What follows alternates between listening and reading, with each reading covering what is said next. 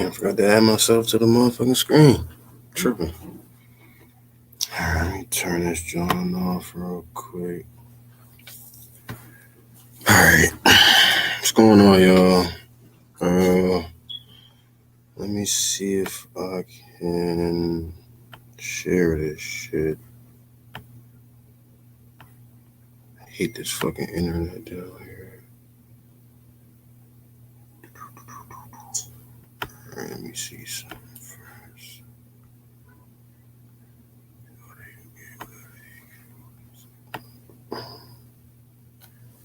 These people just talk crazy to me, like I ain't about to knock a motherfucker head off. Ah, man, this shit's gonna take forever. Alright. You know what? I'm just gonna do it like this. This stupid ass internet. Alright, so I saw somebody's video, which I was trying to show y'all, but it is what it is. It's cool. Dude was in court or whatever. Little traffic shit, nothing major at all.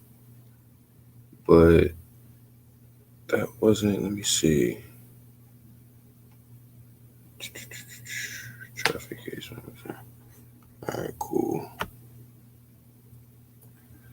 So anyway, this dude Larry, at Larry C. He's I guess a troll. He like to troll on YouTube, I guess. Cause for a couple months now, some motherfucker just been like replying to all my comments. But it's another dude, I guess, that does what is his name? Nicholas Burns. Talking about the UCC. And first and foremost, I don't even really like to talk about this type shit because it's not for everybody to know. And then secondly, I don't got time to be sitting here talking about motherfuckers that really don't know shit. But I have to because that's the only way people will know who really knows this information and really has the information. You feel what I'm saying? And not even just necessarily articulating it, but more in regards to showing you where to get it from. The articulation gotta be there. That's first and foremost. Thomas Legacy, he's one of the biggest dudes in my eyes that's actually doing this shit on a different level. Because one, everything that he's doing is 100% from the book. He's not claiming it to be his. He's not trying to, put his name on the regulations. But we gotta give him the credit for finding the information. That's the difference between a person that reads something off the book or out the book, and then between a person that's going to read it, retain it, research it, and then bring it back to the people like, look what I found. And then, as us giving him back his energy, you pay him for the classes or for the information that he has that you want, and you go about your business. Don't be like these other people. They'll sit there and unfortunately they'll make these frivolous documents.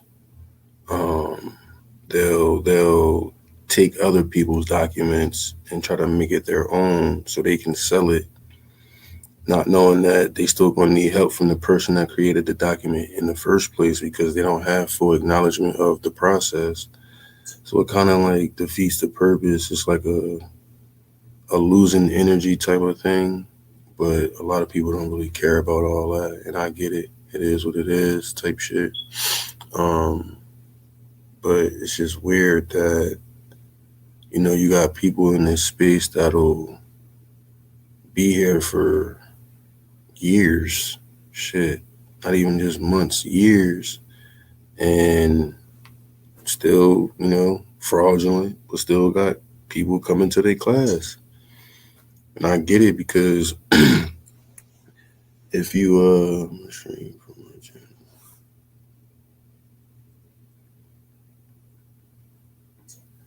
yeah, for sure, bro. Shit.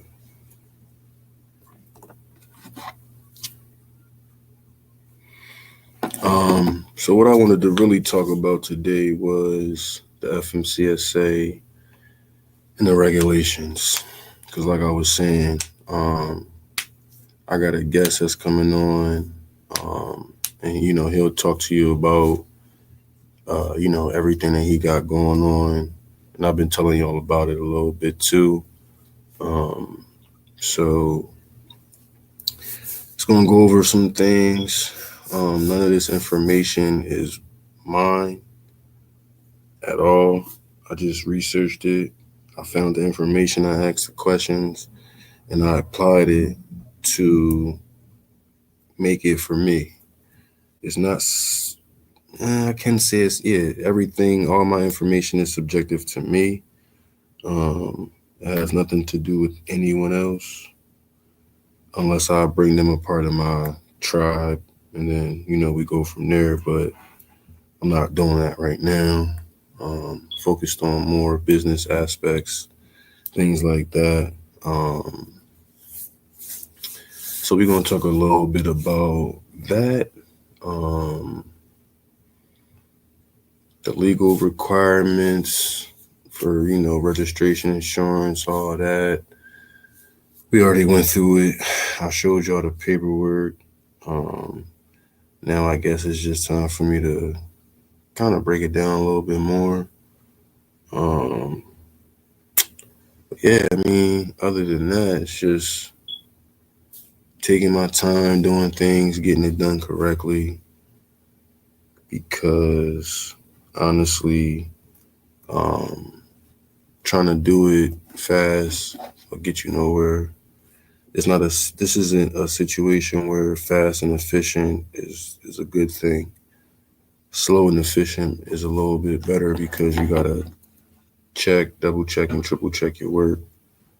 Um, you want to make sure that your wording is correct, your language is correct, because wording and language is two different things. Like you might have one word in one, in the wrong order, whatever the situation is.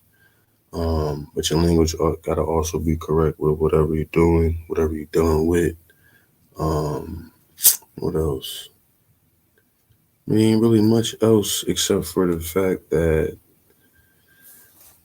you got to know these laws, these regulations, codes. You got to know all of it in order to be able to combat it or rebut it for the most part. Hold on, give me 1 second.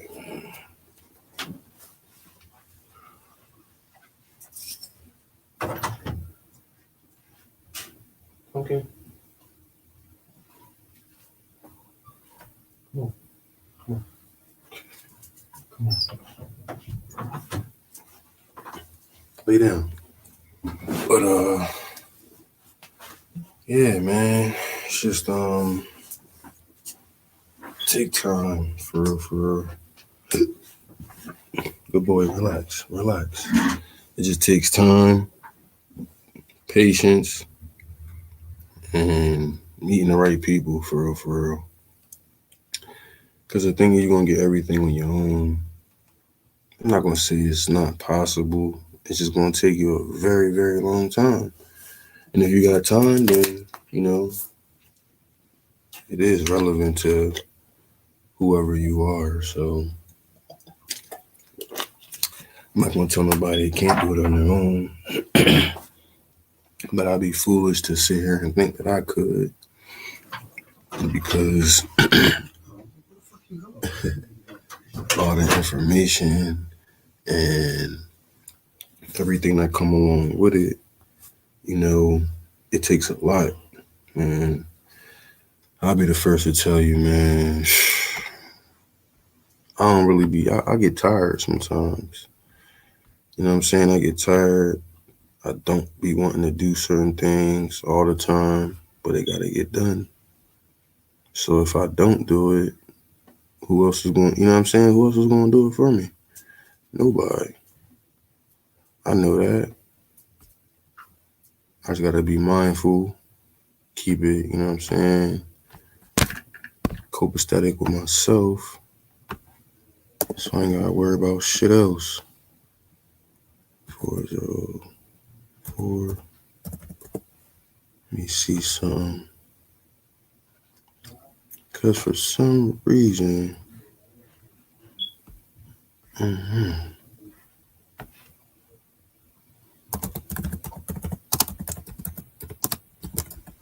oh shit,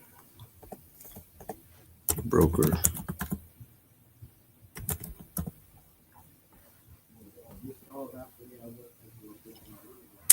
All right.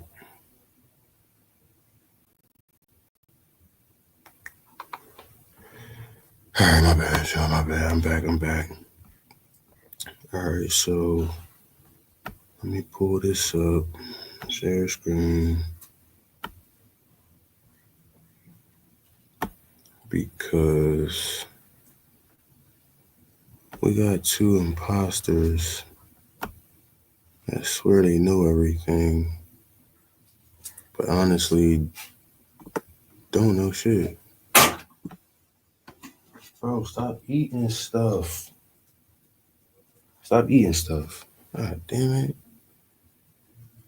Jesus Christ. Alright. As y'all see,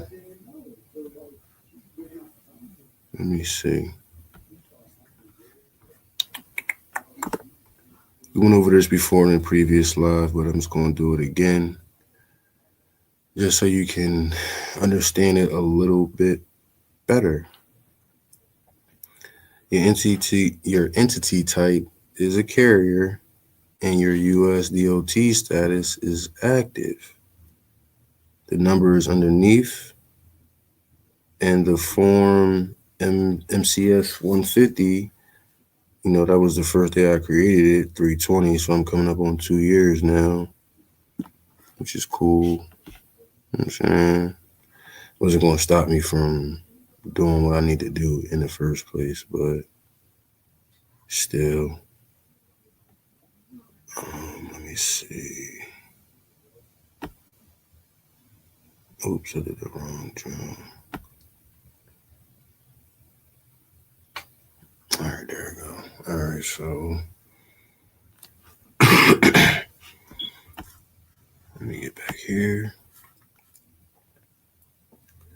There is no out of service date. There never will be an out of service date. You see it right here. This information below reflects the content of the FMCSA Management Information System as of 2/2/25. So, I mean, it's updated. All the information is there. They have it. Let me see. You see the US dot status is active. Operating authority status right here, not authorized. So if you go up here and read not authorized, the entity does not have any operating authority and or is not authorized to engage in interstate for hire operations. Please note, not authorized does not apply. So not authorized does not apply to private or intrastate operations. So even though it says not authorized, it still does not apply to myself or to EJ7 Private International Trust. Does not apply. There's no ifs, ands, buts, or anything. It says it right there. Let's go. Let's keep continue go down. As you can see, this is my representative's number. It's the legal name of the company. This is the representative's number. You will get me every time you call. Let you know now. You will get me every time you call. Operation classification, private property. So if it's private, that just means the property. It's property, non-business. Non-business property, whatever you want to say. However you want to switch it up and make it your own. Like, it is what it is.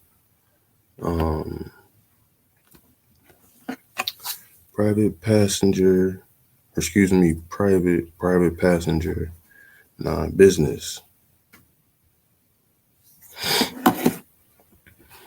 You go down, carrier operation, interstate.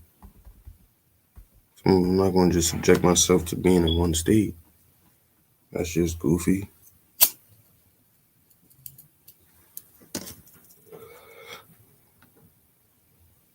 Cargo carried, household goods. That's all I had to put on there. I could have probably put 10, 15 other things, but didn't feel like it. Farm supplies, meat, like, you know what I'm saying? It says coal/coke. That ain't up there for no reason. Interstate commerce. Just saying. Read between the lines. So, no crashes.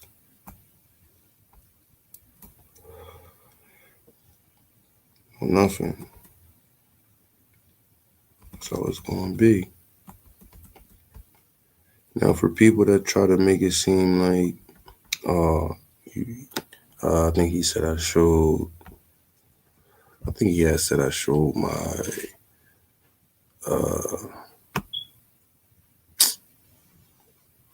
fucking, god damn it. Oh, I gave him a license. Bro, I told you before, I didn't give them any license. I don't have a license to give them. So, therefore, I can't give them something that I don't obtain or I don't have myself. I hope you get that notion so we can skip forward past that point because that's all you kept saying in your comment.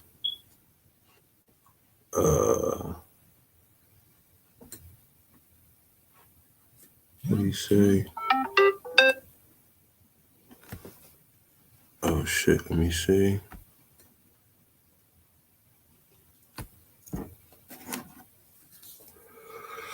Oh, give me 1 second, y'all.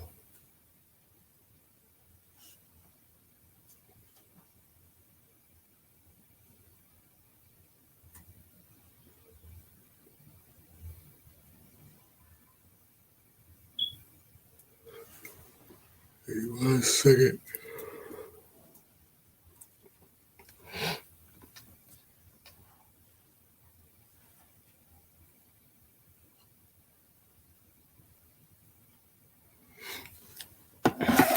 So, I mean, this is one of the things that you show, not necessarily on the side of the road, because this is all from the internet.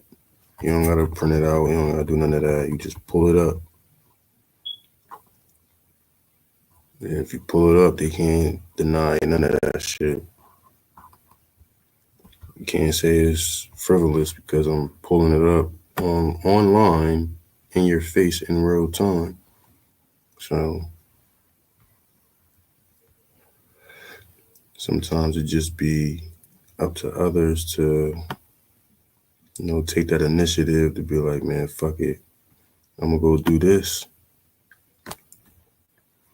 Because if you still doing the so-called the fake right to travel where you just hop in your car and go with no license, that's where you fucking up at.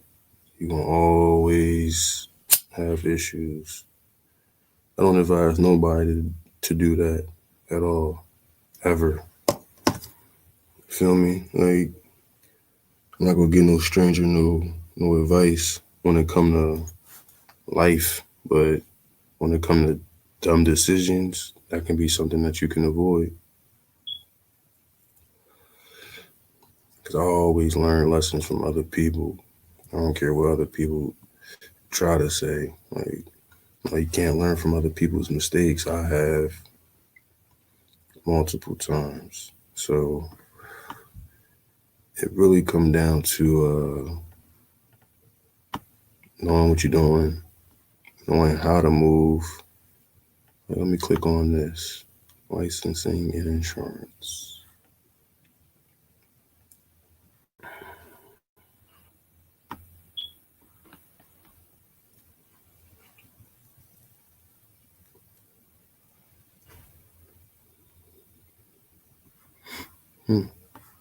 Ain't popping up.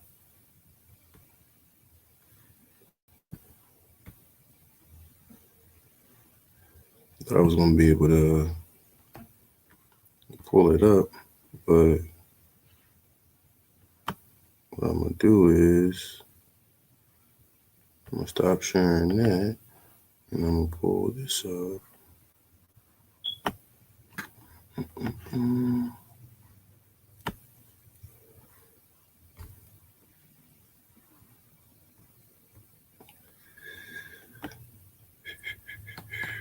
all right, let's see. Boom. Those who thought that this was my name,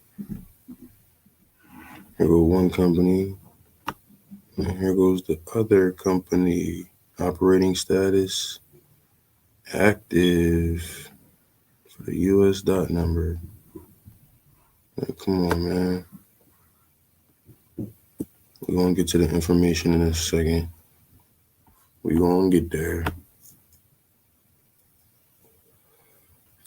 So now what we have here is the company snapshot, or excuse me, the broker snapshot for the bond. I had the bond since 2023. Since, you know, it was added 3 months later, 6/6, changed to 9. So I added changes to it. Okay. Let's not get this misconstrued with something that you heard about. Because I'm showing you. All right. Y'all see all this right here. I ain't worrying about that. So y'all see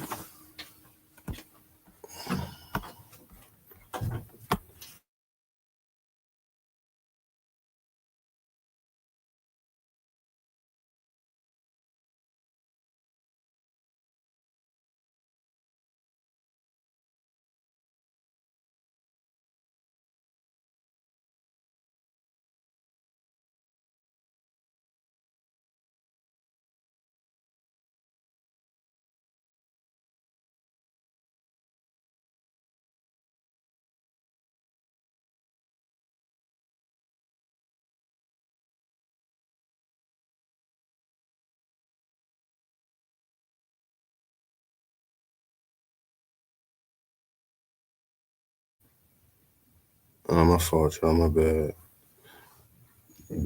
Excuse me. Let me see.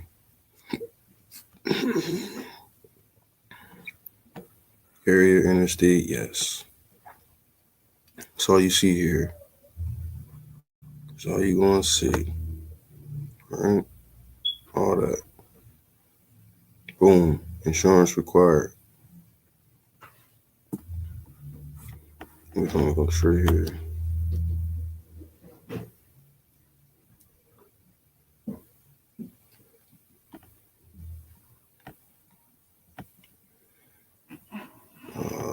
see. Why it ain't popping up?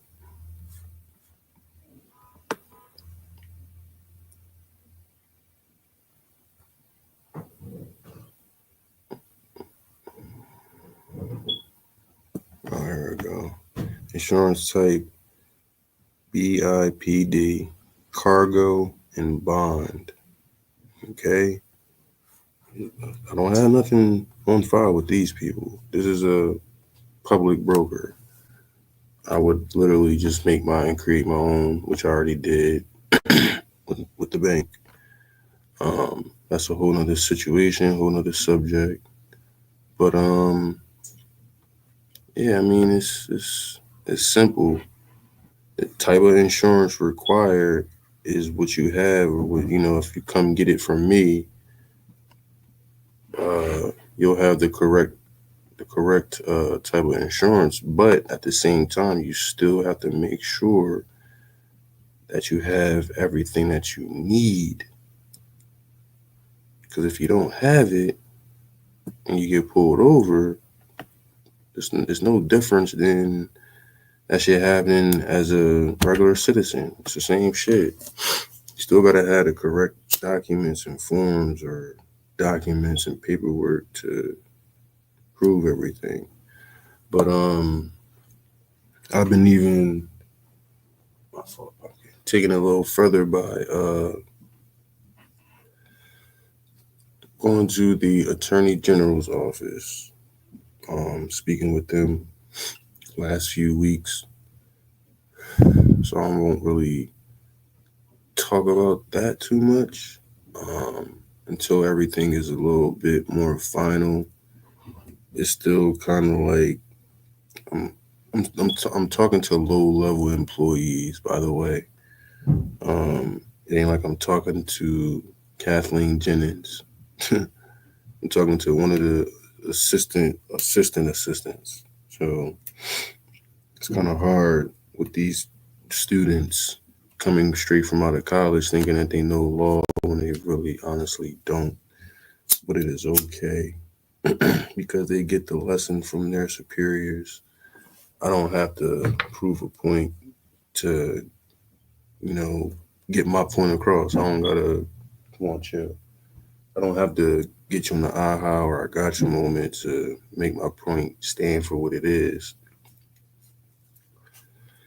Because when I go file something, or if I send you a letter and you don't know how to respond to it, or the way that you respond to it, will show and it'll tell me that you don't have nothing going on. You don't have no basis, no standing. Your point is moot. So at best, you should just not allow me. You should just stay up on my way. I'll just say that. Don't encumber me and I won't encumber you. You feel me? But it's always a tort claim to be filed. Here, baby. Come here. It's always a tort claim to be filed. I'm always ready to go to court. I already know what happens. For the most part, if you have a good case, for the most part, they will want to settle out of court if they know they're wrong. And if they don't feel as though they're wrong, you got to face them in court. I know how to get them that way too, because just because you feel as though you're not wrong, or just because they might have did something wrong, you still got to prove it. So, your best defense is an offense at the end of the day. So, you feel me?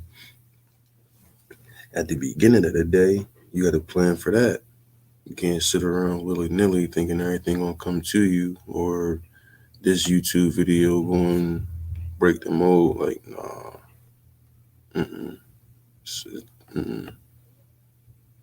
Don't work like that. I mean, I wish it did for some people, but I wouldn't even expect it myself. So, it just pretty much basically comes down to the reality that you have to put in the work. You can't just expect everything to come to you at all because it'll never happen. And you know, when um when that time does come, if it ever do come, you'll be able to see it for what it is. You don't have to worry about, oh, I gotta, you know, do this class or I gotta do this because I need to make my bread. No, everything is being done the correct way. So when you do go back and you finish the process, you know everything that you're doing, first and foremost. Secondly, you know why. Well, first and foremost, you know why you're doing it. Then you get into the, the nitty gritty, the details of everything. And from there, it's just take your time with it. If you're a fast paced person, so be it. If you're a little slower, so be that too. You'll come to find out that the fast tends to slow down, and the person that's a little slower tends to speed up. So y'all still end up meeting at the same median. You feel what I'm saying? So it's like the tortoise and the hare. The tortoise and the hare. I said the tortoise. The tortoise and the hare. You feel me? So slow and steady wins the race. It sounds cliche, and I guess it is. I don't know. But I mean, for the most part, what else? What you know? What I mean, what else are you gonna actually do when it comes down to it? You gonna sit around and allow somebody else to do it for you, or you gonna go around? You gonna say, "Nah, fuck it. This shit gotta get done. You can show me." Hold on, bro. I see you. Add to the stage. All right, I got it. All right, bet. There we go. Can you hear me? I can't hear you. And I want to make sure it's not my shit, cause all right,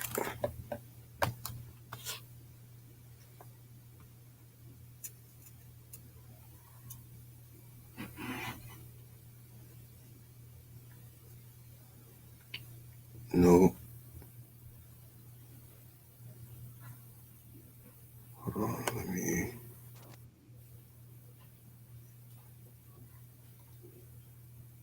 No, I still can't hear you. Is it? Hold on.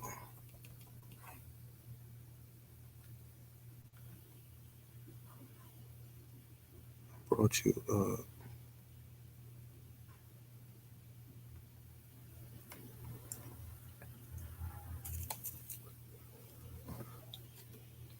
Give us 1 second, y'all.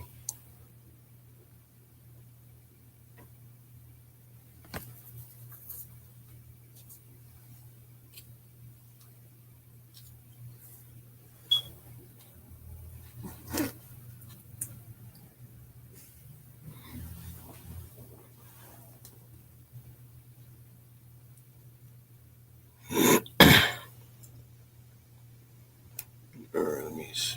Where is it?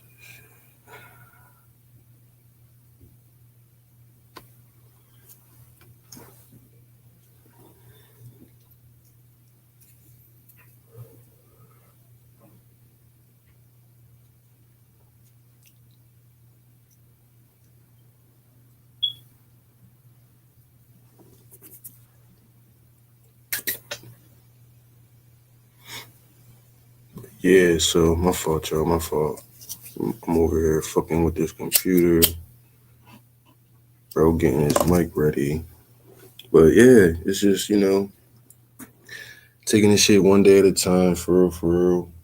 Um, like I was saying earlier, man, it's a lot to take in, but at the same time, it's a beautiful thing getting all this information and being able to use it in real life. Taking something from school and actually using it in real life. Um, the whole rights to travel, um, that whole concept. I don't even like to call it that.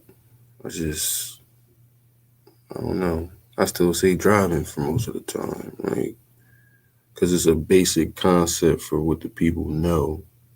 If I'm talking to people that know it, it's travel all day. But my folks was telling me I should stop that shit too. So I'm gonna figure it out. Oh, Eric, let me see.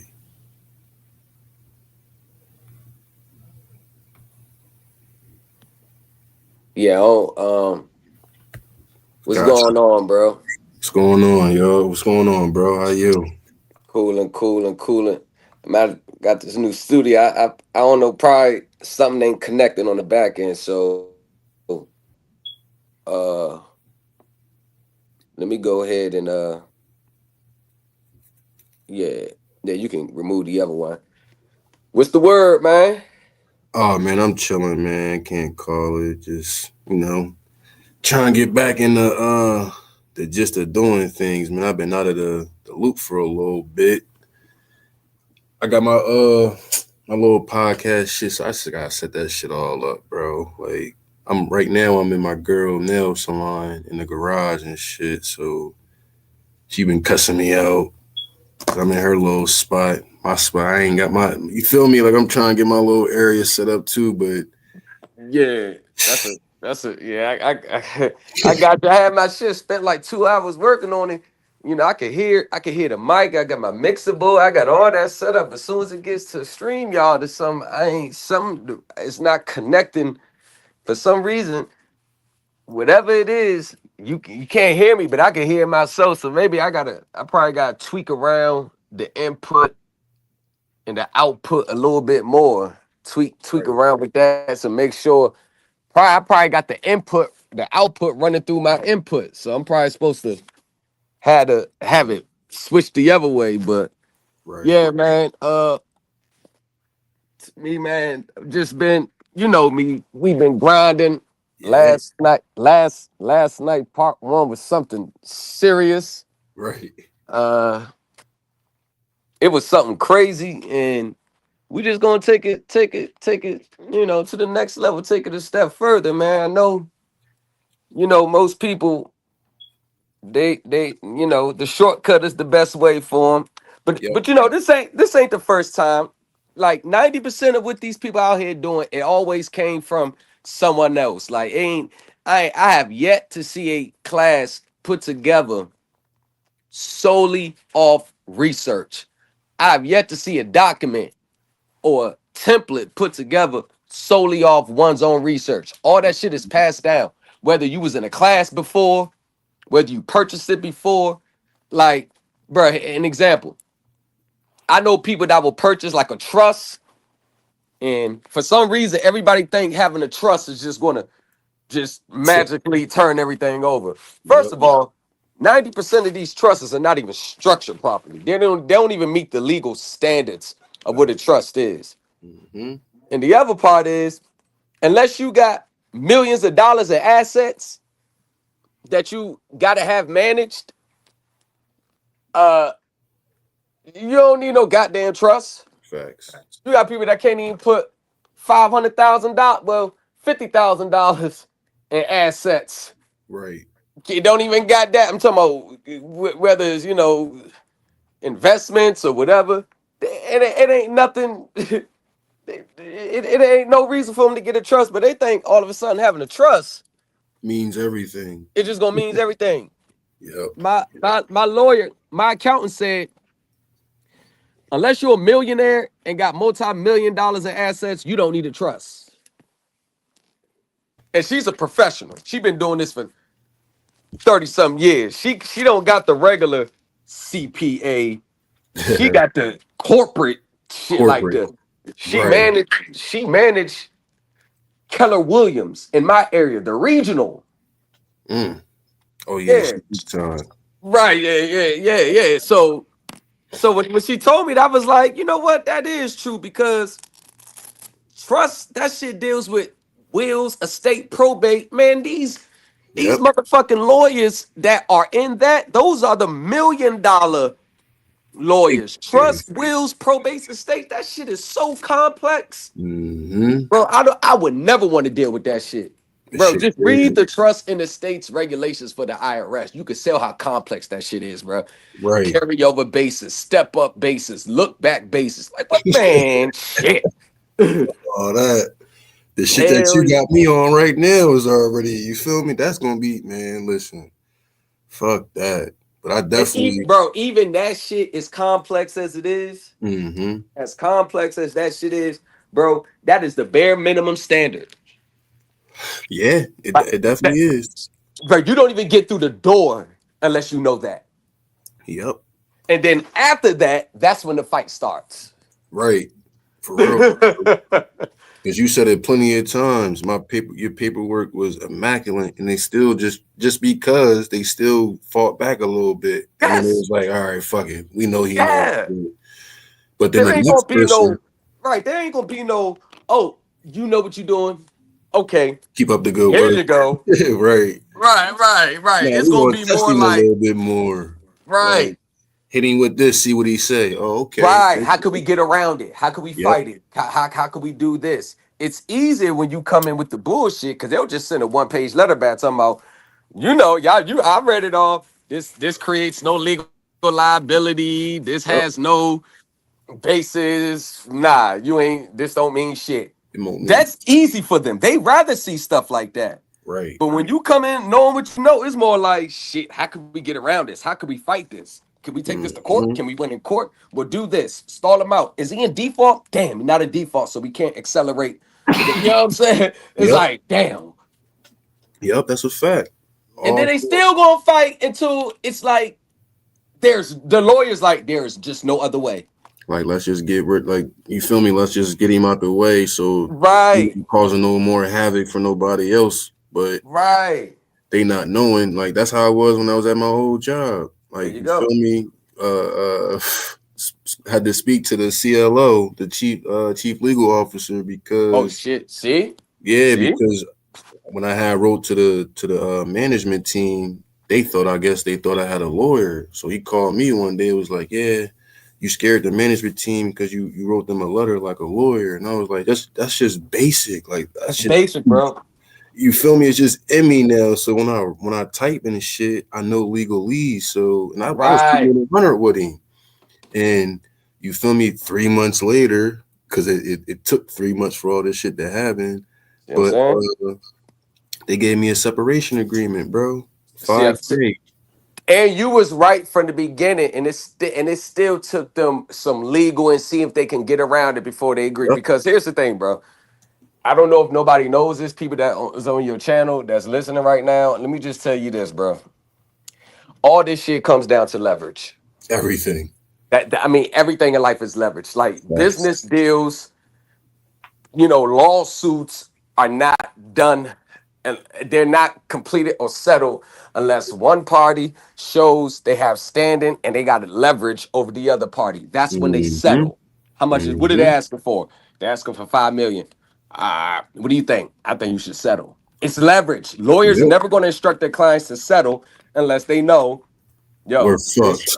yeah, we're fucked. And the problem is most people that are pursuing this for whatever reason they pursuing it, they are not they're not coming at it from a business standpoint. It's Mhm. all personal. You Yep. owe me, you defrauded me. I'm so done wrong. And the thing about that is the reality is they don't give a shit about that. Not at They all. don't give a shit about what you feel, how fraudulent you think the transaction was. At the end of the day, you signed the contract. Yep. It's legally binding now. You Yeah, didn't you read it. signed it. That's what I'm gonna look like. You didn't read that shit. Like, come on, cuz it's sitting right in your face. You signed it. You signed it. So at the end of the Even if day, it's fraud, you still you signed said it's okay. You signed it. it. Right. You consented to it. So Right. kind of like So an accomplice in that shit at the end of the day. right. So it's like, God damn, like and then you done made your payments for 2 years straight and you ain't bring up no claim then. So it just overall, bro, it just looks bad. Like Fishy. it just Yeah. looks bad, bro. It looks bad Suspect as fuck. Yep. because I we already agree. behind the 8 ball, bro. Right. Yep. We're starting this process behind the 8 ball. Reason being, if you come too much, letting them know you really know what's going on from the beginning, they may not even do business with you. So you may not even get the financing you need. Right. So at some point, like you gotta have the understanding, like, well, although I know this is bullshit, but I I do need the financing though. Yeah, I gotta do what I gotta do to get what I want. So you gotta play the game in the beginning. Yep. Then you just gotta know how to come on the back end, and that Right. is what the right to set off class is so important, especially Right. with part one. It's so important because it's it's allowing you to get your claim in a sufficient time. Most people wait till years later after watching a YouTube video they want to assert a claim, and sometimes it's just too late. Yeah. Yep. That's a fact. You The can't wait best too way to late. prosper, bro, is knowing that at some point you're going to take a loss. Right. Yeah. Nah, that's a fact. Right. It's a fact. And Going to take a sometimes, loss. yeah, and sometimes it's like, all right, that's a lesson. That's a lesson that need to be learned for future business. So when I get into something, let me make sure I sit down and read this whole fucking contract before I sign it. Yeah. You feel what I'm saying? If I can't attack the back end, all right, cool.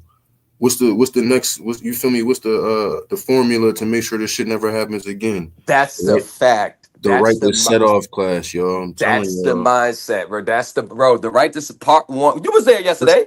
Yeah, part one. I'm Yeah, telling y'all. bro. Say, bro, like even if they wanted to push back, right?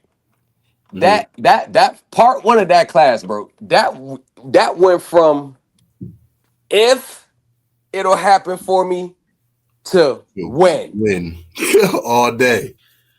When is this shit gonna happen? ASAP. That's I the mean, how quicker you want? you. You want to do an ASAP? Y'all want to go to court? You want me? We get the IRS involved, get the SEC involved, get the FTC Mhm. involved, get your investors involved, and you putting the ball back in their own court.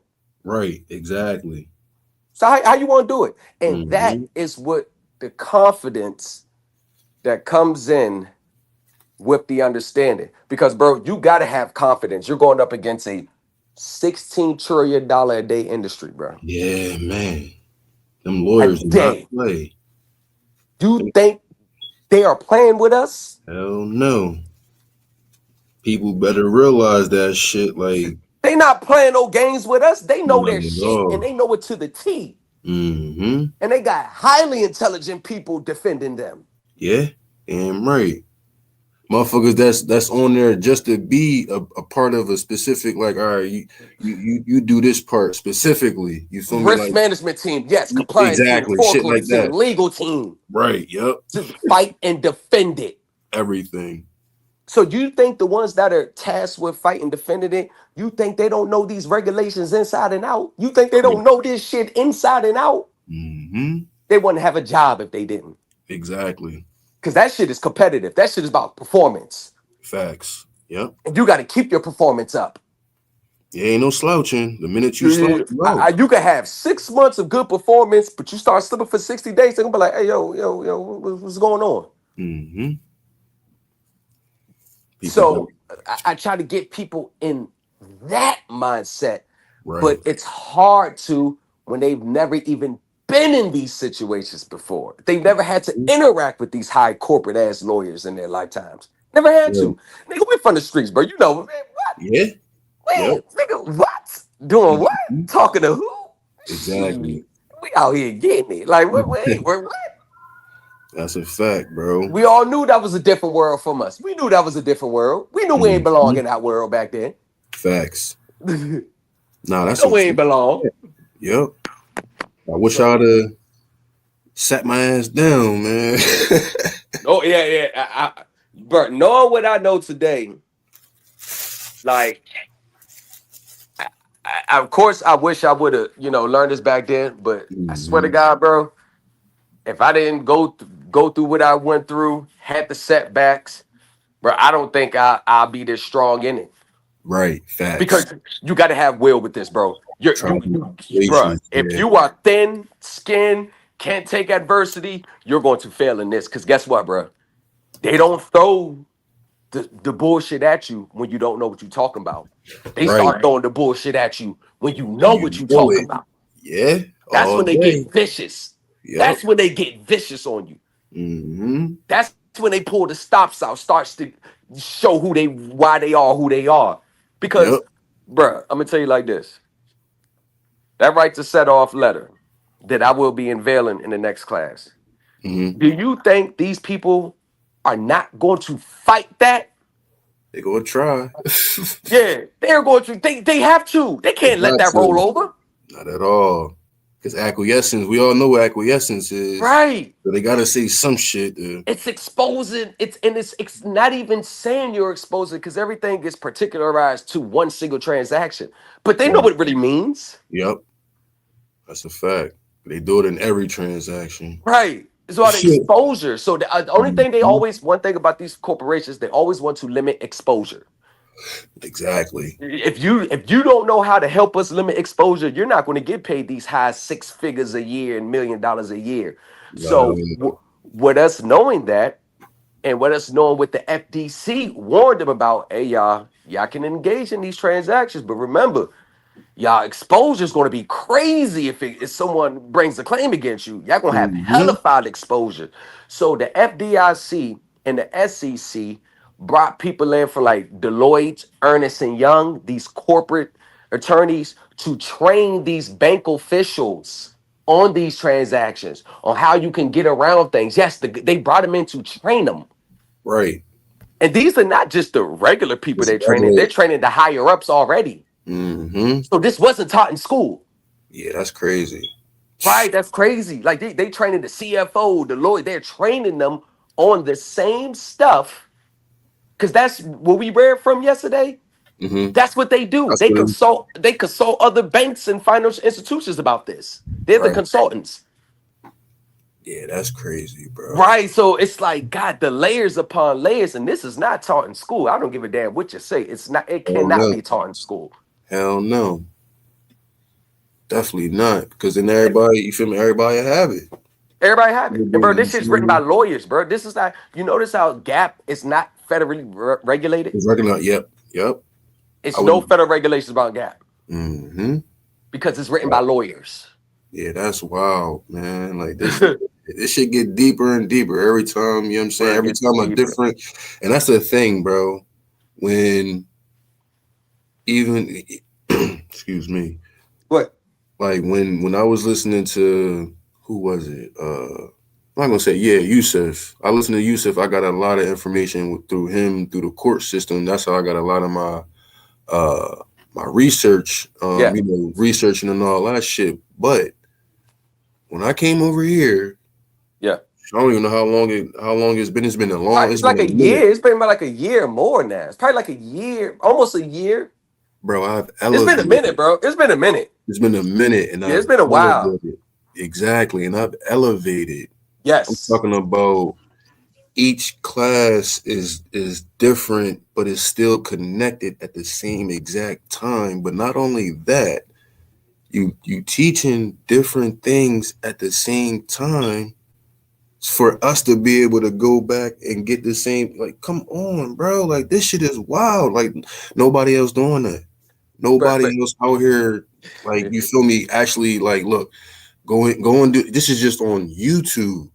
You feel me? Do this, do that. right. Like, not necessarily do this, do that, but you giving out This is the the underlying information. foundation It's for the it. foundation of it to where it's like, hold up, what did he just It say? lasts a lifetime. What I teach, if you take it the proper way and apply it, it lasts you a lifetime. Bro, you said Morse on Banks and Banking a while back. I went to go get that book. I got that shit now. That shit got, oh my God. Like, when you said that, we was like, yeah, I advise y'all to go get the Morse on Banks and Banking. I They was got like, bet. everything on it, bro.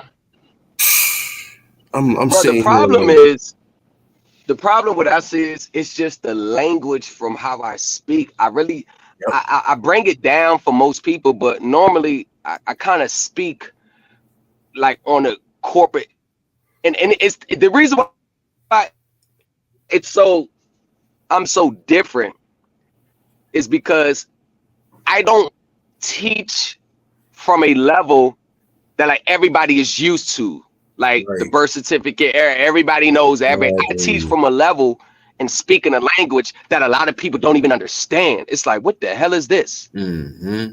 It's foreign to them, so they really And, it pull them in. Like, hold on, what the fuck is he talking about? Because I've never heard this before. And boom, you feel me? They get into it and be like, oh my god, you're the savior. Like, you feel me? I be seeing the comments in the Telegram when the new motherfuckers come in, like, oh yeah, and I just be sitting back like, yeah, you feel me? Like, I didn't got to know a couple people from the group. You and feel this what I'm is for saying? free. We talking about this shit for free, bro.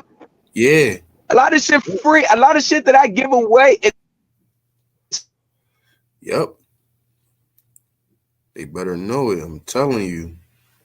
Shit, because when I speak, bro, I'm speaking to people, but I'm actually speaking for the people who really need to hear it, because those are the ones that are going to connect the dots. And Mm-hmm. with my undertone and what I'm really saying, I really can't come out and say it black and white direct. And it's not Right. because I want to be the gatekeeper or people. I don't want people to only like spoon feed them.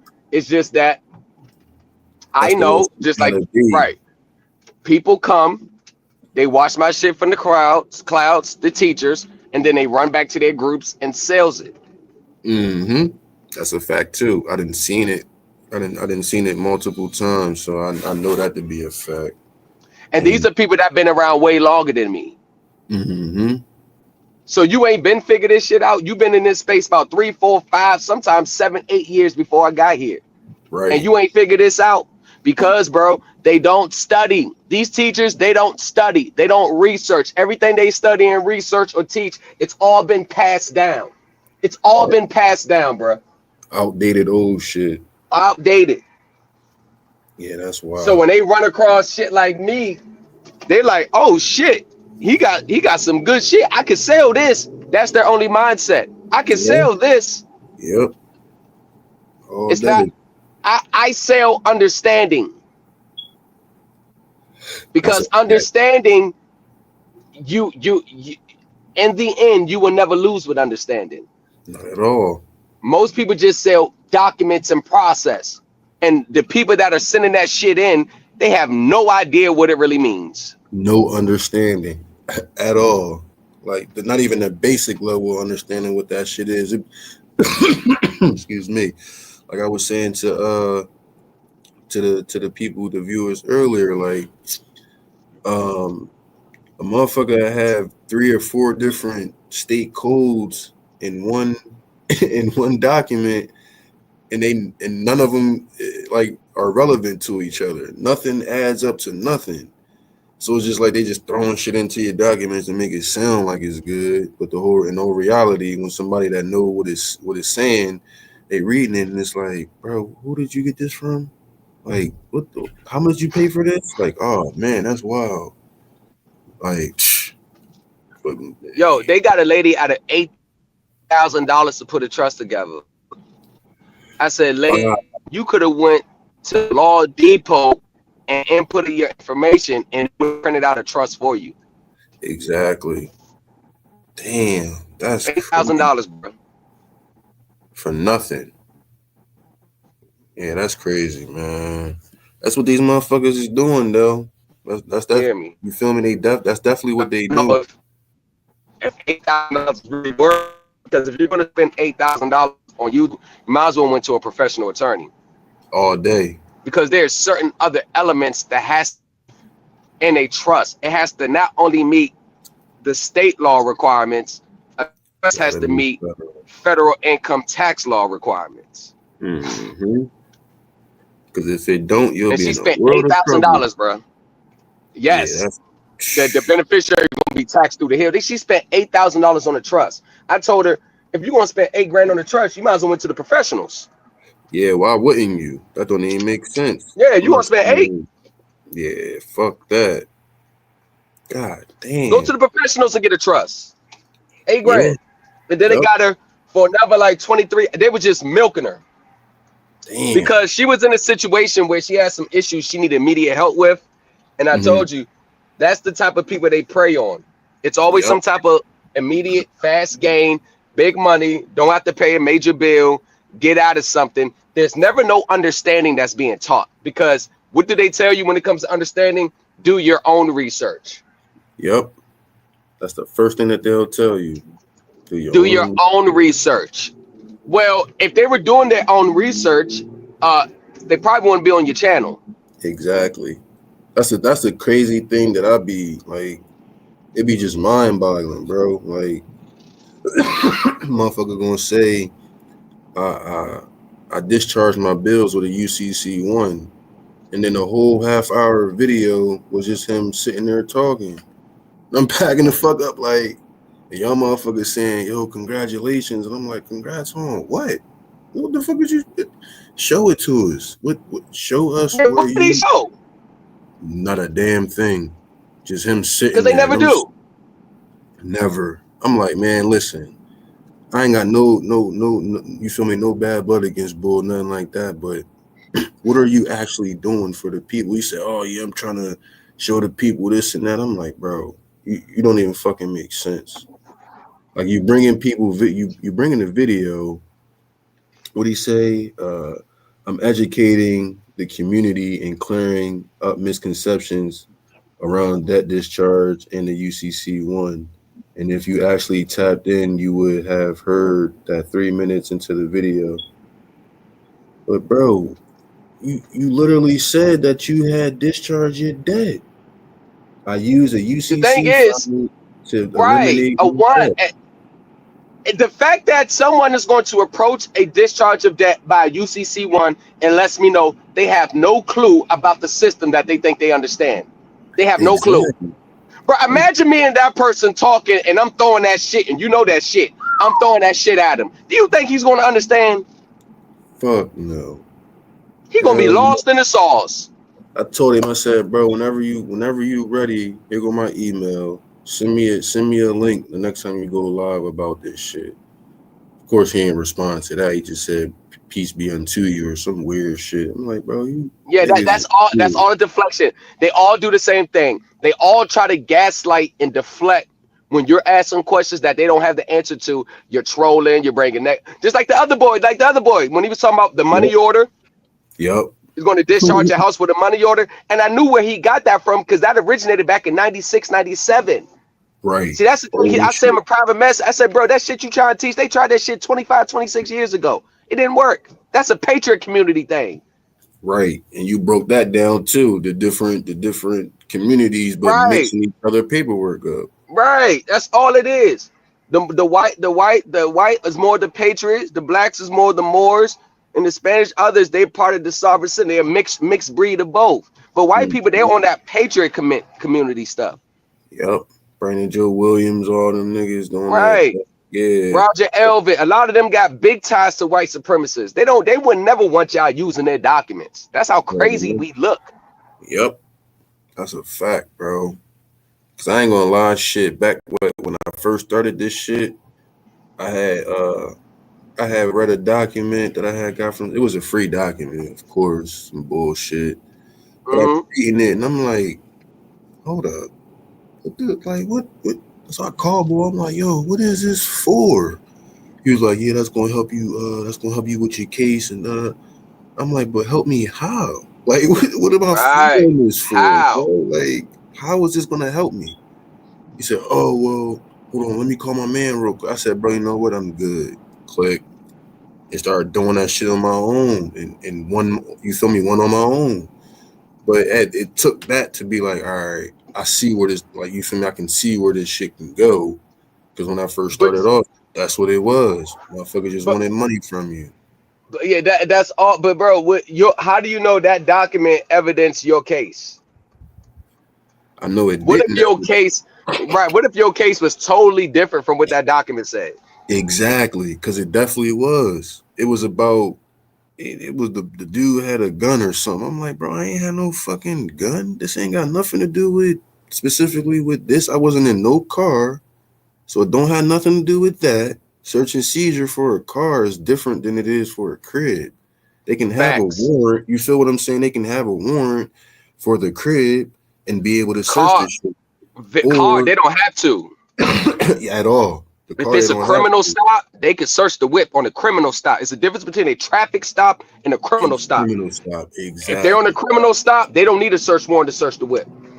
And the dude was he was known for always having a gun. So the cop already, you Oh, feel yeah, me? so It was like yeah. They're gonna search that shit anyway, all day. So I'm like, bro, and they're this gonna ain't get away with it in court.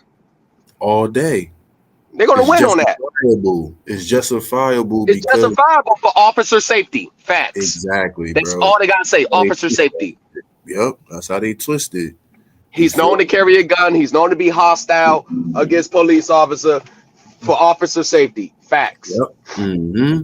So every time And they if always it's pull him right, over. they can search it because if there's a suspicion, listen, this is another video on these search going. Long as all they gotta say is there was a suspicion that he had a firearm, he has every reason to search that vehicle from that point. Okay. Yep. Somebody got Suspicion robbed. of a firearm, right? Somebody was, but what happened was the bull. He was a known B&E. He was known for B&Es and robbing people and shit. So the cops already knew who the fuck he was. He was a menace.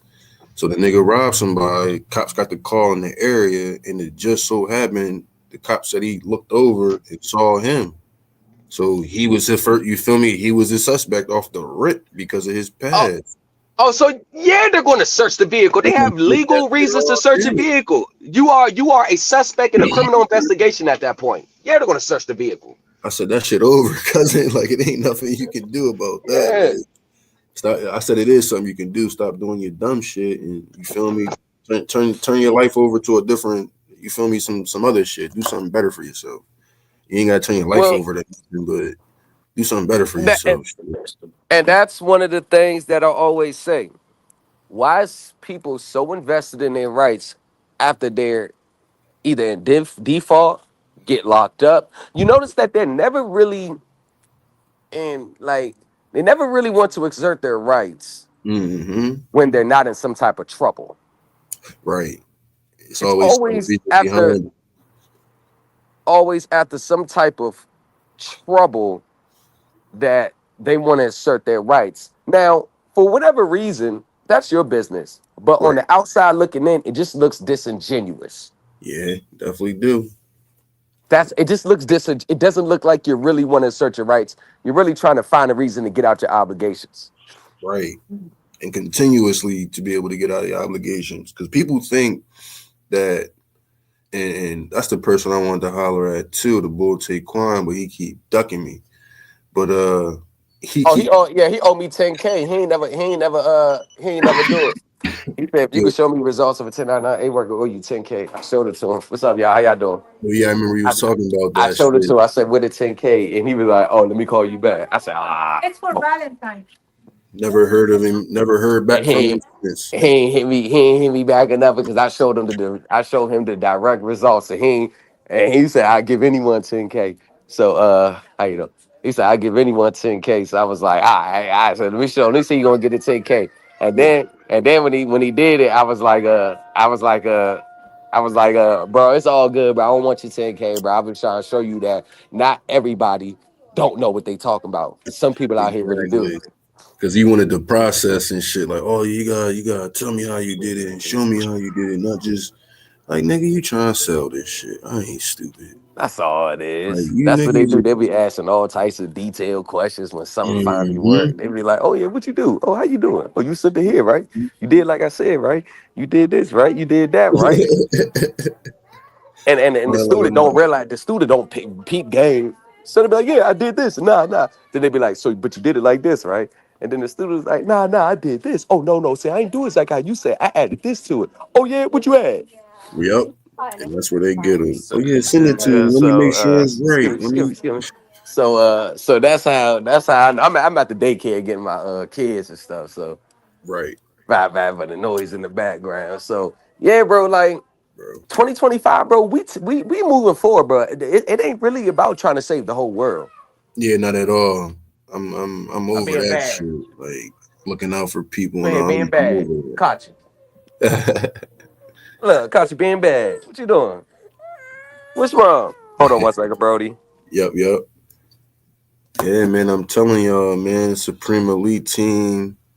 The new culture is here, man. It's 2025. All this old, outdated information, paperwork, processes, all that shit is dead, man. And we're gonna make sure of it because all the paperwork that's been putting out there is not working. Like, I mean, it's evidence. I don't get why people don't understand that shit. If somebody's doing work for you and that paperwork isn't specific to you, you shouldn't be paying them. Come on, man. Nah, you shouldn't, and you shouldn't be paying for nothing that you don't even have an idea of what you're paying for from the beginning. Right. Why am I doing this? That should be your first question. Why am I'm doing this because this. If the answer to you ain't, you feel me? Like, I mean, I can't say the answer because your answer is gonna be your answer. But at the end of the day, it gotta make sense for you. Like, you want to learn something or you just want to get out of obligation. It's two different. It's going to be two different mindsets. So when you want to learn it, you want to make sure you learn it all the whole way. It don't matter how long it take you. Because, I mean, it did take us 12 years to get through all the levels of school. Right. So you going back. And some of us never finished that. A lot of us ain't finished it, yeah? A lot of us ain't finished. That's a fact. You Bro, feel if I ain't go to the if I didn't have my teachers vouching for me, like I did an expellable offense. Mm-hmm. Yeah, like what I did, I was supposed to be expelled. Right. It ain't no, it's like no ifs, ands, or buts. But my grades were so good when I went to school that the teachers actually vouched for me because you know the principal when they want to expel, y'all know how I go. You want to get expelled, the principal, they have a meeting with the superintendent and all that. So you know, with all your teachers in high school, like they meet with all your teachers, and yeah, they meet with all your teachers, and a respected teacher vouched for me, an old white lady. Right. Like they literally take votes on it. They go by your academics, they go by your behavior, they go by all that. So my behavior wasn't I'll just say my behavior wasn't the best, but my academics was crazy when I went to school. And they can't fuck with you, right? Right. So they was like, yeah, only reason because you smart, motherfucker, we ain't gonna expel you. Right. That was the only saving grace. I was there. I was at the expulsion hearing. Yeah, they definitely got you there. I remember that. Right. So I had my mom there. My mom was all crying. My mom was there, and it was like they came back. Was like, yeah, we gonna give you one more chance. Right. This is your last chance. So after my 2 week suspension was up, I said, let me stop bullshitting and get up out of here. Yeah, damn right. Almost, bro. It was almost over for me. I got expelled from 2 schools, 10th grade and 11th. My last jump, almost got expelled from the district. They weren't gonna let me back in. Oh yeah. Yeah, so I was like, man, and I was at the worst school at the end of my shit, but I ended up getting it. You feel me? Getting about it at jump. I wish I'd have went to college. I was supposed to play football, bro. No bullshit. Me too. My man. And that's the thing. Yep. My man Devin Steele, he used to play for the Cincinnati Bengals and shit. But bro, I'm telling you, it was either him or me. He was like my coach. Yeah, bro, like that shit still give me chills because I knew it was supposed to be me, but I had got that fucking charge back in the day. Right. But that shit was over. You feel me? Blew my own dream type shit. Fucked up my own blessings, but yeah, I did too, bro. I got accepted to VTech. I didn't tell you the first person I told in this space, bro. I got accepted to VTech. My mom still got the acceptance letter. I got accepted to VTech, bro. I fucked that money up. Bro, I fucked that money up. Yeah, you ain't got. I fucked that money, bro. I fumbled that money, bro. I had a fucking scholarship to Penn State, bro. Yeah, I fucked that money up. Shit. Yeah, like, but you know, it is what it is, man. I fucked that money up, bro. Yeah, I fucked that money up. That's VTech, bro. I fucked that money up, bro. I fucked that money up. That's VTech, bro. Yeah. That's VTech. Yeah, that's different right there. Yeah, Virginia Tech, bro. Yeah, that ain't no little. That's a big school. Damn Yeah. right. That school got prestige like a mother lover. Michael Motherfucker. Vick went there. I was about to Michael just Vick say my went there. favorite player went there. Shit, that's my guy. Bruce Smith went there. Word, I met him a couple times. Word, bro. Yeah. That was his all. Yeah, right. Yeah. But see, I seen Tyrod Taylor on the yard. I used to always seen Tyrod Taylor on the campus. right. I used to always see Tyrod Taylor. Oh shit, right. Yeah. I used to see him. Man, I ran into him like 10 different times. I'm like, what's up, Tyrod? He's always laughing. I used to get emphasis on his name. I'm like, Tyrod. Right. I remember before that, I said, bro, you going to the league. I remember telling I said, bro, you gonna go to these leagues? He's like, man, I'm trying. I said, nah, you going to the league. Right. Yeah. I said, you remind me of Vic. Right. Right. Yeah, bro. You going to the league. And he carved out a 14-year career. Mm-hmm. He did that. Yeah, he did that. He carved out a 14-year career and still a second string, but he been a second string caliber for like the past 8-9 seasons. Right, yeah. If he's available and they start getting hurt and they need him to come in for a couple games, they gonna call him. Gonna call him. Damn right. That backup, the little journeyman backup, that shit is important, man. Because you may need him to manage those next 3 games and shit. That shit's important, bro. Yeah, damn right. That's a fact. I'm waiting for this motherfucking Super Bowl. My Eagles went to the Super Bowl. I'm trying turn up. I'm still trying to figure who I'm a bet on. I got $1,000. I don't know which way I'm gonna go though. Man, you gotta go with Saquon, bro. That nigga gonna turn the fuck up on them niggas. I'm telling you, they're not gonna be able to hold this nigga. The only thing about it is, it's not. I might just bet on how many touchdowns they get, how many scores, because bro, it ain't no money if I bet outright. Nope. That's why I said Saquon. You know he gonna get them yards. Yeah, so I'm gonna bet him to try to get some crazy stuff like 2 touchdowns, 150, 100 yards receive, 100 yards rushing, 50 yards receiving type shit. Right. Yeah. Now that right there, 1,000 to bring like $7,000 back off that. That alone, damn. Right. 100 yards rushing, 100 yards receiving, 2 touchdowns. Yeah. Yep. Damn right. Yeah. AJ Brown, you know. Right. Get him 5 receptions, 50 yards. Smith, 5 receptions, 50 yards. Throw Kelsey in there, 5 receptions, 50 yards. Hell yeah. That's what I gotta do. I gotta do the little props, the parlays. Yeah. Yep, damn right, bro. That's where the money be at. Yeah, because ain't gonna be no money in the outright money line. Ain't gonna be no money. Nah, not at all. $1,000, you may be like 400 back. Yep. That's definitely about right. Yep. Yeah, that's it. Because the line's too close. Way too close. This shit. Yeah.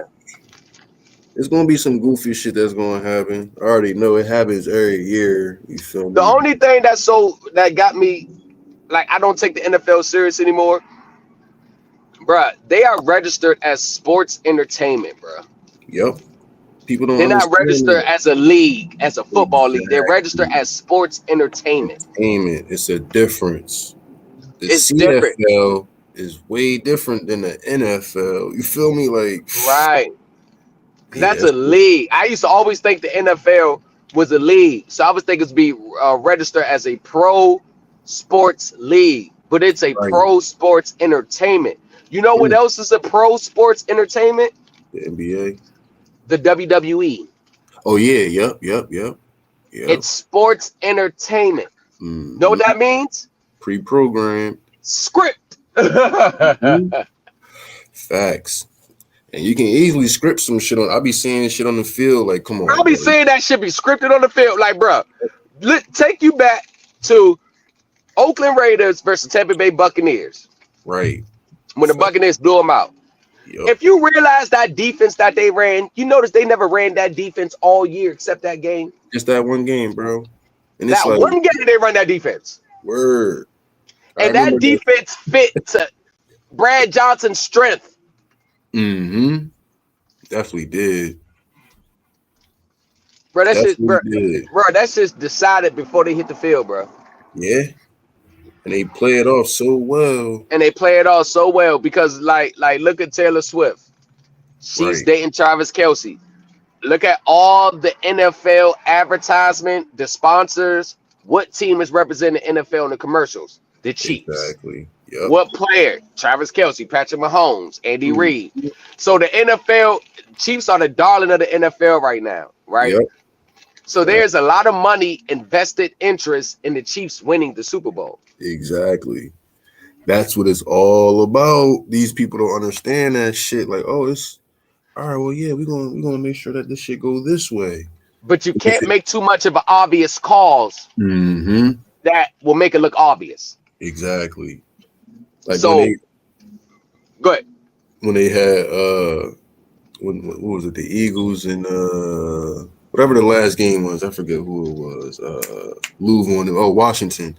When he kept going off sides and the ref was like, Right. an award a touchdown. I'm like, what? Like, hold up. Is this football or is this Right. you feel me? Like the refs can award a touchdown. Like that shit's wild. When I heard that shit, I was like, oh yeah, I know for a fact. And then you just clarified that shit even more. It's all about entertainment. Right, bro. Like it's right. It's just that whoever's the darling of the league, they're going to put him in a position to win. Same thing NBA with LeBron James with the Cleveland 3-1 comeback.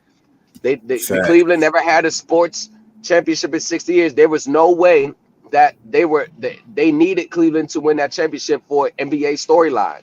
Exactly. That storyline is going to make the NBA money forever with documentaries, reruns. That's going to make the NBA money forever. So what do? You need to suspend Draymond Green for Game 5. Game 6, you need to call pity pat fouls on Steph Curry. Right. See, you see how those two games played out? Yeah, I remember that shit. Draymond Green suspended for Game 5. Steph Curry fouled out in the third quarter, Game 6. Right. Yeah, that's wild. Because they needed Cleveland to win it. It's a comeback story. Hometown kid comes back and wins the championship for him. Right. I told people that when they was down 3-1. I said, y'all, look at the story. There's no way the NBA, they're not going to allow them to lose. Right. And every game you start to see it. Like, oh shit, these motherfuckers just came back. And then Golden State looked different after the first 4 games. They look different. You know, they look like a totally different team. Like they ain't even trying. Exactly. Like they give up. Like Game 5, they gave up in the third quarter. Game 6 gave up in the third quarter. Motherfuckers got paid to chill out. Like, yeah, man, look. That's what I'm saying, y'all. Take this couple of hours. Right, it's a sports entertainment, bro. Mm-hmm. Yeah, that shit crazy. They were saying that the ball got like a magnet in it. And like they were saying all types of shit, bro. I was like, man, I don't get into all those type of things, but I know for a fact that an ex-linebacker said the game is decided before you even get on the field. On the field, yeah, yep, that's a fact. And I believe him. Yeah, yep.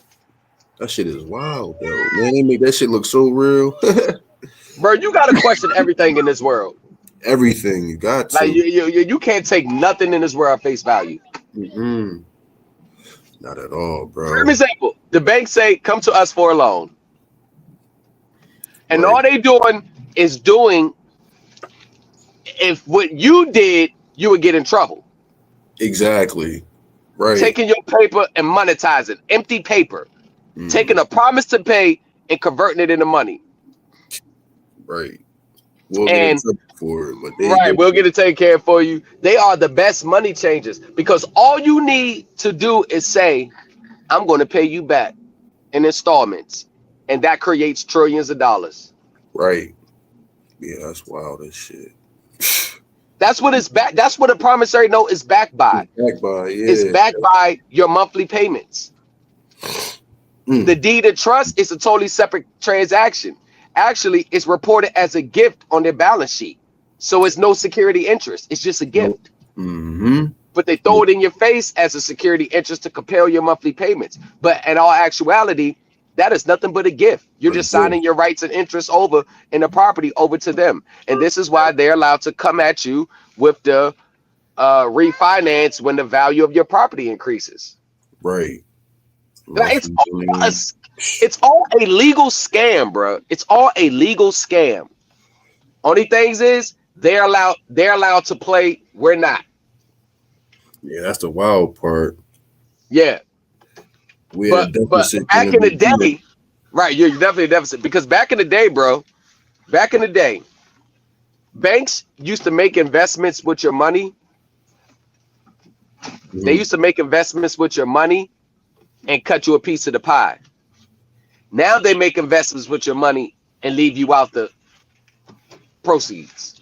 That's the Right, difference. exactly. And if everybody understands what I just said, I just gave them a gem. Exactly. Facts. I just gave them a big gem that would change their life right now. You better have heard that shit. Rewind it and go back. Most subtle Telling you. terms. In the most subtle terms, I gave them a life-changing Facts. gem. Facts. Because that's how I give my gems. I give my gems in the Exactly. subtle term because I Hmm. structure it in a way so for those who was meant for them to receive it, then it was meant for them. Yep.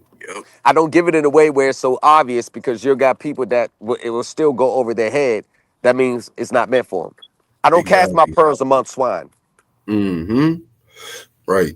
Talk your shit, bro. Word. Yeah, I I'm don't do telling that. y'all.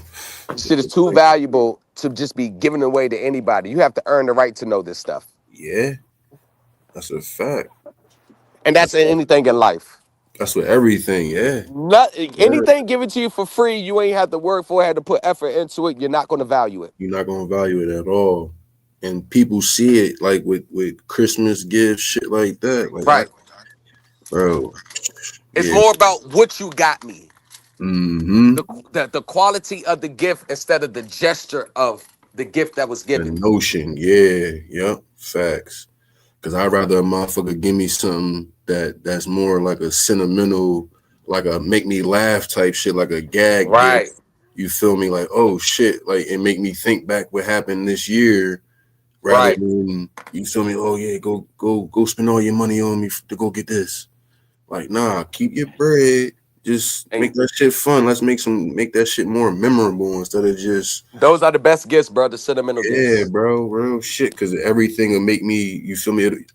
You'll always be in the back of my mind. You'll always be in my head, like, damn, that gift You'll that you always feel have me? it. You gonna take it with you everywhere you go. If you move houses, like your mom get Exactly. you a like say she get you a let's say she get you a I don't know like just something that you use like a coffee maker, something that you really like. Be like, damn man, mom got me this gift. Right, exactly. Real My shit, bro. mom got me this shirt for Christmas. I like the word. I like the message on the shirt. Like I would never get rid of that shirt. Facts. That's a fact. Like Shit I'm like always gonna have that shirt, word. and I wear it around her. Right. Just to show her how much I appreciate that shit. That's a Right. yeah, bro. And That's we've a lost the art of appreciation in this world and just simple gratitude right. because everything like this space. I'm gonna be honest with you, bro. Mhm. This space has done more and has contributed and has brought out the worst side of human nature Yep. than any other federal penitentiary I was ever in. Facts. And most people think like it's no way how you could compare this space to a federal penitentiary. Nah. But trust me, Resemblance. this space, bro, has brought. I'd seen the worst of human nature in this space, bro. The Right. greed, the impatience, lack of perseverance, want it now, no study, no that all the a lot of not gonna say all, a lot of traits that I've seen for people, whether it's clients, consultations, just people in general. A lot of clients, a lot of people in these spaces I have seen that display every trait. A lot of people in these spaces I've came across have displayed the traits that will not lead you to a successful life. Right. That shit all negative. And then you want major grandiose outcomes. Right. 200 million billion trillion dollars on a bond when you never, like you said before, you never even seen 0.001% of that shit before. Like, come on, man. That's what I'm Like, saying. You don't even have a history of even dealing with that type of money. Why shoot so high? Because it's just right. something to get, something to have. Mhm.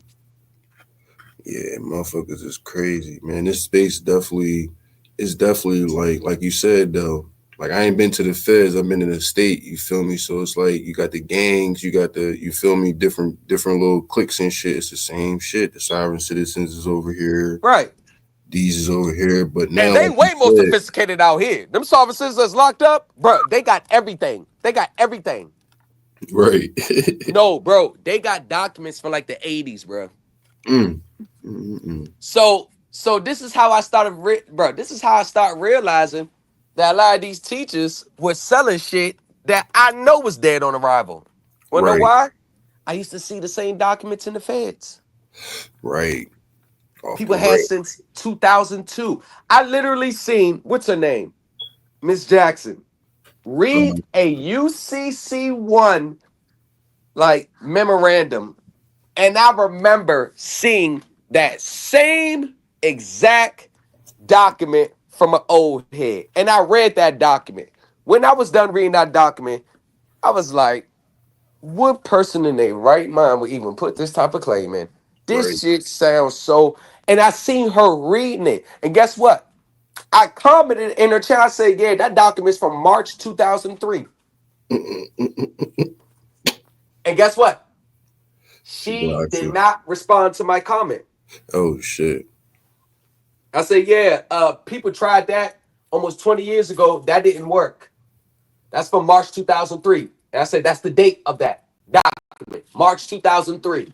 And she was You reading in already 2022. damn. That's wild. That's wild as shit. The biggest problem with me is most people cannot fathom that I just came out the blue and I didn't learn from nowhere in these spaces. Like I had to be with, had to come from this group, had to come from that group. Someone Right. had to tell me this. Someone had to teach me this. And the people that helped me get started on this path, these people were old enough to be my grandfather and stuff. These Right. people were like business type, like they approached it from a totally different way. So my independent research on that services in that more way, it wasn't so much. I didn't really care about what they were saying, their ideologies. It was more like the way they go about it. They getting rejected all day, every day. I say I don't want to keep fighting with the government every 5 seconds. Yeah, not at all. Not at all. And I say if there's a real legit way to do something, there's going to be some type of regulation on it, some type of statute. It's not going to be. There's no such thing as a secret account, bro, with the government. With the No. Government Accountability Office and that act, there's no account that's a secret to the government. Right. Yeah, motherfuckers be tripping. They make shit up as they go, I guess, because that shit's wild. Secret account. Well, how the fuck you find out? Right. Like, Obviously, if it's a sit, oh, no one knew until now. Right. Right. and You're then the on top of first that, one. right, and then on top of that, who the fuck, first and foremost, who the fuck told you? Secondly, how the fuck do you know how to get into the secret account? Because it ain't gonna be no paperwork on it. Hi, my name is such and such. I want to get into this account. Like, shut the like people wild, man. But that's a good question. How? Because that leads to what we do. We don't Mm-hmm. just say where our Research, liabilities are. We don't right? say you're entitled to this. We show you exactly where it's at on the books. Yeah, that's the difference. That's definitely the That's the difference. difference. Because if you can't show me, then how the fuck I'm really supposed to know it's there? If I can't go research it from a source that you just named, because you never named a source, you just talking. So like, what's going on? How am I supposed to get that? So what you want to do is, and they start going into some diatribe about some bullshit. That's all it really be. Like, it'd But be it goes to sad, show. man. It goes to show. And I don't think this is a causation, but I do think it's a correlation. Mm. What, and I don't really want to take it there on your panel, but what political party is solely based on just believe, don't question? This is just what it is. What political party is that? That sound like the Democrats to me. Exactly. For Exactly. real. For real. Exactly. Oh bullshit. Exactly. Out of all the years that I've, you know what I'm saying? Like, yeah, sound like them. So if you're already pre-programmed just to believe and take it at face value. Whatever they say it is, this is what it is. Wouldn't that be more of a familiarity just to believe and take what someone say at face value with no source, no regulations, no point, no nothing to substantiate it? So that's an easy Yeah. transition, right? Yeah, that makes sense. Yeah, that makes That's what I perfect say. sense when you It's say it just a like cause. that, bro. I'm just saying, like, I don't ask people their political affiliations You because can it don't matter already if you come to know get it. service with. But it's like, these are the elements of more liberal left way of thinking, just believing and just going along with it because Mhm. everybody else is. Right. So without even having to ask somebody when they come to you like, oh yeah, I did this, I did that, and it's all frivolous shit, you like, okay, I see what type, you feel me? Like I already know what type of okay, I see what it is. Let me get you on a better way of thinking because you all the way left with it. Like you gotta come back to reality over here, people. Like, and that's what you're doing. You And feel that's me? my thing, bro. I don't start with people with just, all right, this is what we gonna do. I start with their mindset. Right. Yep. I'll Yep. be honest with you.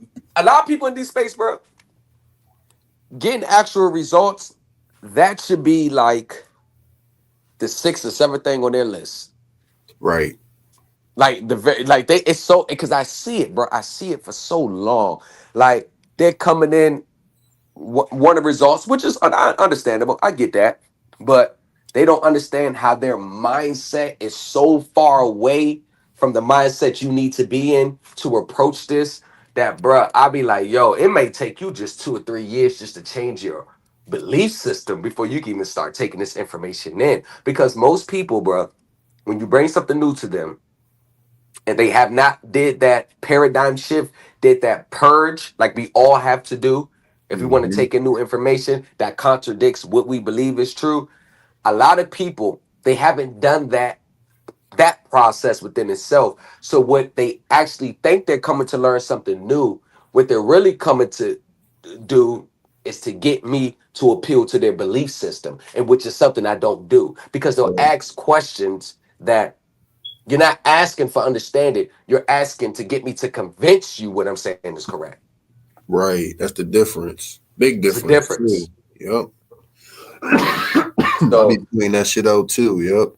Like, yeah, and then they'll send me a video or something. I'm like, bro, I'm not watching that shit. I don't. uh, they I'm not. don't send you a video. Yeah, like exactly. Won't Listen, you send listen me a to this. regulation? Send me an act of Congress. Send me a regulation. Send me the accounting standards. Stop sending me a video with someone saying. Send me the Exactly. regulations. That shit be burning me out, and I be just cutting people off. Like I just stop like answering them all that because it's like you still in that debtor mindset. Like you trying to get something for Right. free for nothing. Like I want to get a car. All right, well, nigga, go to the fucking lot. Is your credit good? Do you got the money? Yeah, go Like, buy a car. the fuck? Like, what you want me to do? I can't do nothing for you with no 1099A. But No, think like, about this though, bro. Think about this. They mhm, come to you and say, "Yo, I'm trying to get a car." Bro, you know how to get a car. You know exactly. the requirements to get a car. It's been the same. So what Ain't I nothing do is changed. see, and this is the stuff that they don't want to talk about. So what I do is I just hint to their underlying reason why they come. So basically, what they're saying is, bro, I'm trying to get a car that I don't have to pay for. Right. That's what they're really saying. Mm-hmm. I want to get the goods and services for free and not be responsible for it. That shit wild. But if you turn it around and ask them, if you had a business, would you let somebody come into your establishment and get goods and services for free and not have to pay for it? They're gonna The say answer is hell no. no. They know the answer is no. Yep. They know if they was on the other side of the transaction, they're the creditor, they would not accept 99.99% of the documents that they have sent in to try to set off a discharge their debt. They know they wouldn't accept it. Exactly. I asked the one bull. He said he took the Comcast bill, the electric bill, and wrote all this shit on there, and then sent it back. And I'm like, what are you like? Who? Like, why would you write on somebody's check if that was considered a check in your eyes? Why would you write on something like what? Like, what would you want somebody to write all over your shit? He was like, nah, I wouldn't. So why would you write on some? If from what you're saying, from your standpoint, to make it make sense for yourself, because you think that this is a check, you feel me? It's like, Okay. Bro, I'll be dumbfounded, bro. Now, but here's the thing though. Here, let's look at that deeper. Mm-hmm. I think one of the questions I asked him is, when you first signed up for this service and you first received your very first bill, what did you do? Right. Yeah, that I asked him all definitely is that. it. Well, That is no. I it. ain't talking about Yep. no. I'm talking about your very first bill. What did you do?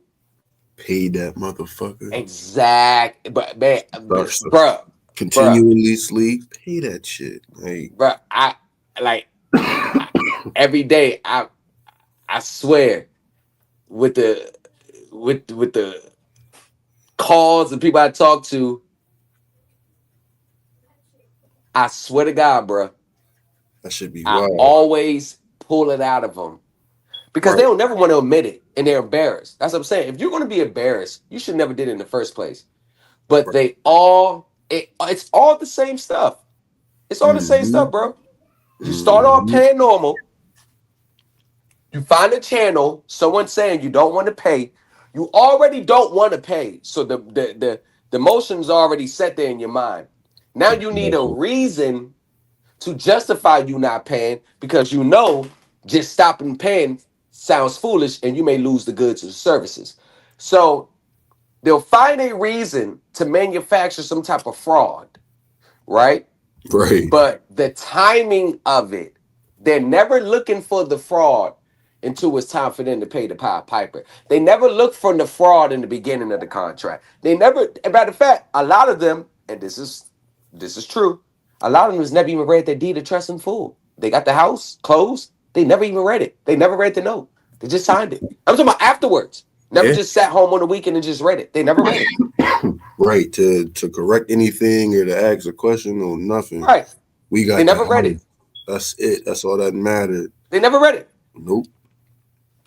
They never read it. So this is why I say, just trying to get back to the mindset. Get back to things that I'm saying people should be doing off right at the beginning, off the break. Don't sign nothing until you read it fully. If you don't understand, have them explain it to you. If you Right. don't trust that, take it to a lawyer. Like, you want to be a creditor, be a creditor Be a creditor, with all man. things. Don't be a creditor only when it's time to think you get some benefits. Be a creditor. You want to know why everybody's not a creditor? Because it's easy being a debtor. Right. It takes too much effort to be a creditor. Mm-hmm. And that's the thing. And that's the thing, bro. Like, it goes back to the mindset. You have to have a certain mindset from this. Yeah, you gotta be strong-willed. You gotta Strong-willed, handle adversity. Decipher. Yeah, Right. handle adversity. You feel me? All that. Read between the lines, get it between the ears, whatever people say. You feel me? Like, everything gotta coincide at one time. Like, Facts. you know what I'm saying? You gotta know different languages, not just Spanish and all that. The different banking terms, the different legal terms in court, the different terms for cars. Like, all that shit is totally different. Some of it may, like, you feel me, correlate to one another, but for the most part, yeah, you can't. Multiple different pieces. This system is like, bro, you got a puzzle, right? Right. And you got 2,000. You got a 2,000 piece puzzle, but every 500 pieces of that 2,000 is different from a different puzzle. Right. Yeah, so you got to take 2,000 different pieces that derive from different puzzles and put it all together to make a puzzle. Yeah, that's deep. That's what this process is really about. And I say it, and I'm gonna say it on your channel, bro. If 98% of the people actually knew what it took to get a remedy, they would have not came here in the first place. Facts. And I definitely concur with that. They would have never even tried it. Mm-hmm. But now that they're here and they've been always hearing the promise of, oh, you can get this, you can get that, they don't want to leave. Exactly. They hear that free.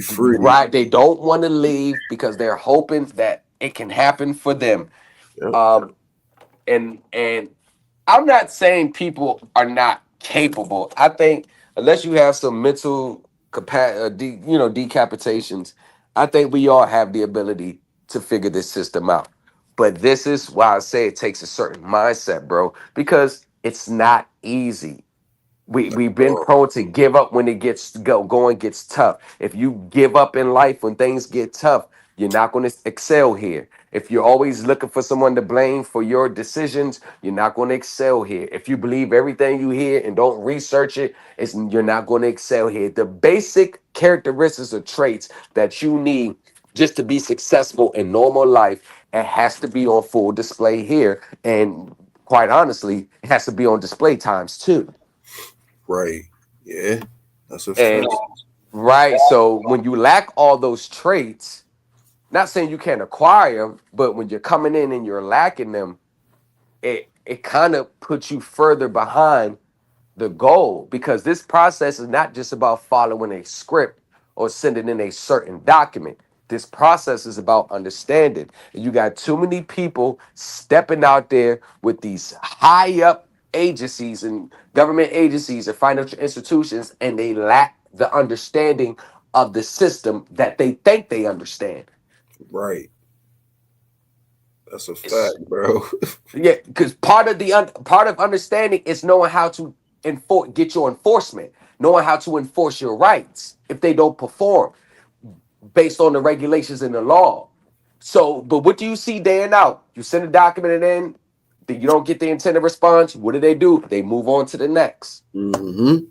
And they start compiling frivolous documents on top of frivolous documents till you get to the point where their spirit is broken.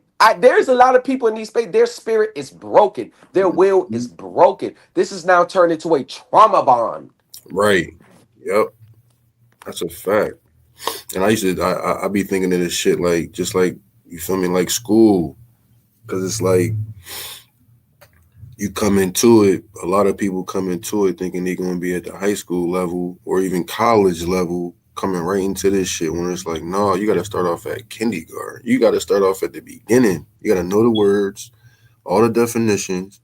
You feel me? It's like people don't want to go through that shit. So they like, nah, I'll pay for this, I'll pay for that. The whole time you paying for nothing. But even if you pay for it, because bro, I got clients like that, bro. They like, listen, I'm too busy with my business. I'm too busy getting these contracts. I ain't got time to learn this shit. Nah, I'm talking about when it's not legit though. Yeah. That's That's even worse. That's even worse. You feel me? When they got the 10 step packet, when you gotta do this, you gotta file this here, you gotta send that there, you gotta do this here. Oh, they didn't respond. All right, we'll send them this acquiescence letter. Like, huh? You got all this shit. Yeah. None of that shit means nothing. So when they come in, because you still gotta vet who you're putting your money to. I tell everybody. Still gotta. I don't just say this just so you can get me the service. Be honest with you, I don't need 2,000 people I'm doing services for. I don't want the headache. Right, facts. Like I don't want to deal with. Let me be honest with you. I got about 30 emails I still ain't responded to yet because I just don't need to. I'm already filled up right now. I don't want to be obligated on shit going into the summertime. Mm-hmm. Because most people think this is just a 45-day process. Right. People don't understand that shit takes time. This shit could take years. Yeah. A lady was in a foreclosure with her bank for a lady and her husband for 5 years, bro, until they finally won. 5 years. Right. They kept trying to foreclose and they kept getting it blocked. They hired a nice attorney. 5 years, bro. They was going back and forth with the bank for 5 years, bro. 5 years. Got it done though. End up winning. But 5 years, bro. Do you know how much willpower? Do you know how much agony that was, not knowing the next court date you could be out your house? 5 years. They keep coming back. 5 years, bro. Yeah. The bank, they could have been like, you know what? Half a decade. Yeah. Sheesh. You know how much money it cost that couple? That whole year. I cost them a couple of dollars. Man, what? Damn. 5 years. And they were standing on their rights. And that's what it was trying to hope for too, that they'll lose, like they'll run out of money to, you feel me, keep attacking them. Nope. kept that shit up and Right. Right. And persistence. yeah. That And mind, like you said, the yeah. mindset. So it Yeah. goes right back to that. It took me 4 years to beat my criminal case. See So what I'm I saying? know, yeah, that shit took, and I'm talking about every last 4 years of that shit. I got off parole during it, you feel me, but still had to fight that case and then still ended up going to jail for 56 days over some bullshit. So But you it feel took me? them 5 years to figure out a way to deny me in a federal case. Yeah, that's My federal crazy. appeal. Bro, I was on appeal my whole bid. Years. Yeah, that's crazy, bro. That's a fact. It took them 5 years to figure out a way to deny me. Damn. You know, when you get to the federal circuit, your appeal may come back within 60, 90 days, 120 days at most, not 5 right. years. No, hell no. That's a 5 years, hell bro. of a that's a hell of That's that paperwork motherfuckers was putting in. Bruh, Couldn't you know how figure it many out. fucking attachments and amendments I mean, and this is a supplemental pro se brief. Right. Do you know how I kept adding shit to it? Bro, I probably had about 100 pages of documents, and they knew I had them. But the problem with it was everybody's other cases that they overturned, Mm-hmm. they would have to reverse it. That Yep. they confirm, Yep. affirm, they would have to reverse their decisions. And all. My case would have caused too much ruckus. It'd have been a landmark case. Yes. That's what they were saying about my shit. Real Yeah. rap. It was That's like, what I'm saying. Yeah. See? because I was going to, Yeah. bro, no bullshit. I was going to trial. I still got the paperwork. Trial was I was in jail at the time, back in April, but my trial was June 26th of last year, 2024. And the last case review was June 12th. I was like there, May 30th. They let me the fuck out May 30th. So I was home that next day. You feel me? But like you said, like I'm thinking back, every single day that I was in that joint, I was calling my girl, my brothers, and my mom. And every day I call, like every time I got off the phone with my girl, I'll be like, man, I'll be home on a Thursday. You feel me? I'll be home on a Thursday. Literally left Wednesday. When I woke up the next morning, it was Thursday. And I was like, damn, do that count? Like, you feel me? But I was like, that was just me. You feel me? And I was on the phone with her. You feel me? Like, man, listen, this is how I'm gonna run this case. Right. And they just kept hearing this shit like, yeah, we gotta get him the fuck up out of here, because I already somebody that's home right now. I got him home based off of some shit that I just helped him out with. You feel me? Just sitting down, bro, I literally had just read about it. And he asked me, he was like, yo, what can I do? I was like, bro, put in the appearance de novo. He was like, what's that? I said, and I wrote it down. I was like, here, it's right here. When you, your lawyer can appear for you, you feel me, in this court, in a different court. He was like, for real? I was like, yeah, you be able to go home. I got de novo. You feel me? That's what they use. Because remember, I signed a plea waiver. I signed a plea. So you know you can't appeal on the plea. They still heard my case de novo. Yep. Meaning, like, even though you had your appeal waiver, guess what? We still gonna hear your case because you made a hell of an argument. Damn right. That's crazy. I never heard of that. Yeah. I when you sign an appeal, that's a waiver of appeal. Yep. Bro, they still heard my case even after appeal. When I first put my appeal in, they was like, Thomas seeks to appeal his sentence and conviction under, in light of Johnson with under 924C. The government seeks to dismiss the appeal, citing the appeal waiver. The government, this court places this appeal in abeyance pending a decision in United States versus DeMaya. So I was waiting on DeMaya case for 2-3 years. They finally ruled on the DeMaya case. They denied DeMaya. So I was like, well, shit, they gonna deny me waiting on it. So I had my counselor let me call the clerk. And this lady said, I said, yeah, ma'am, has it been a ruling on my case? Because, I heard, DeMaya was, he lost. I basically said he lost. She said, no, your case is not waiting on DeMaya. I said, now I got a letter August 2006. He says, wait, they say, no. They've taken your case out of abeyance pending, out of abeyance from that case. But they went back and she said, Mr. Thomas, your case it's yours of you have an important case. Remember the lady said, you have a very important case. And they have not ruled it on a case. But what about Mathis and all that? She said, your case is that it's not your case is not going to be decided based on all those. That's when I knew. I was like, oh shit, this is precedent case. Precedent, yep, exactly. I said, oh shit. Yep. It's this Yeah, I got off and told everybody, and I itself. was like, yo, this is so crazy. Because lawyers, they search the court dockets in all courts to see who filed what filed what. Yep. Bro, I got about 10 different letters from law firms across the United States. Like, yo, congratulations on that argument. Right. Wow. They was not for real out the blue. Like, no, I believe you, bro. Real they shit. like, if you need any help, let us know. And then my lawyer, he filed an Anders brief. An Anders brief in the federal circuit is basically saying my client has no meritorious claims, but as his lawyer, I have to file something for him. He didn't believe I had none.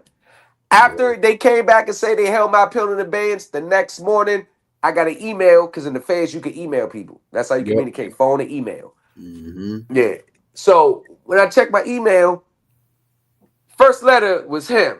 I said, let me check his big ass all caps. Congratulations on the argument. Yeah, he said congratulations. So then after that, I asked him for a court case.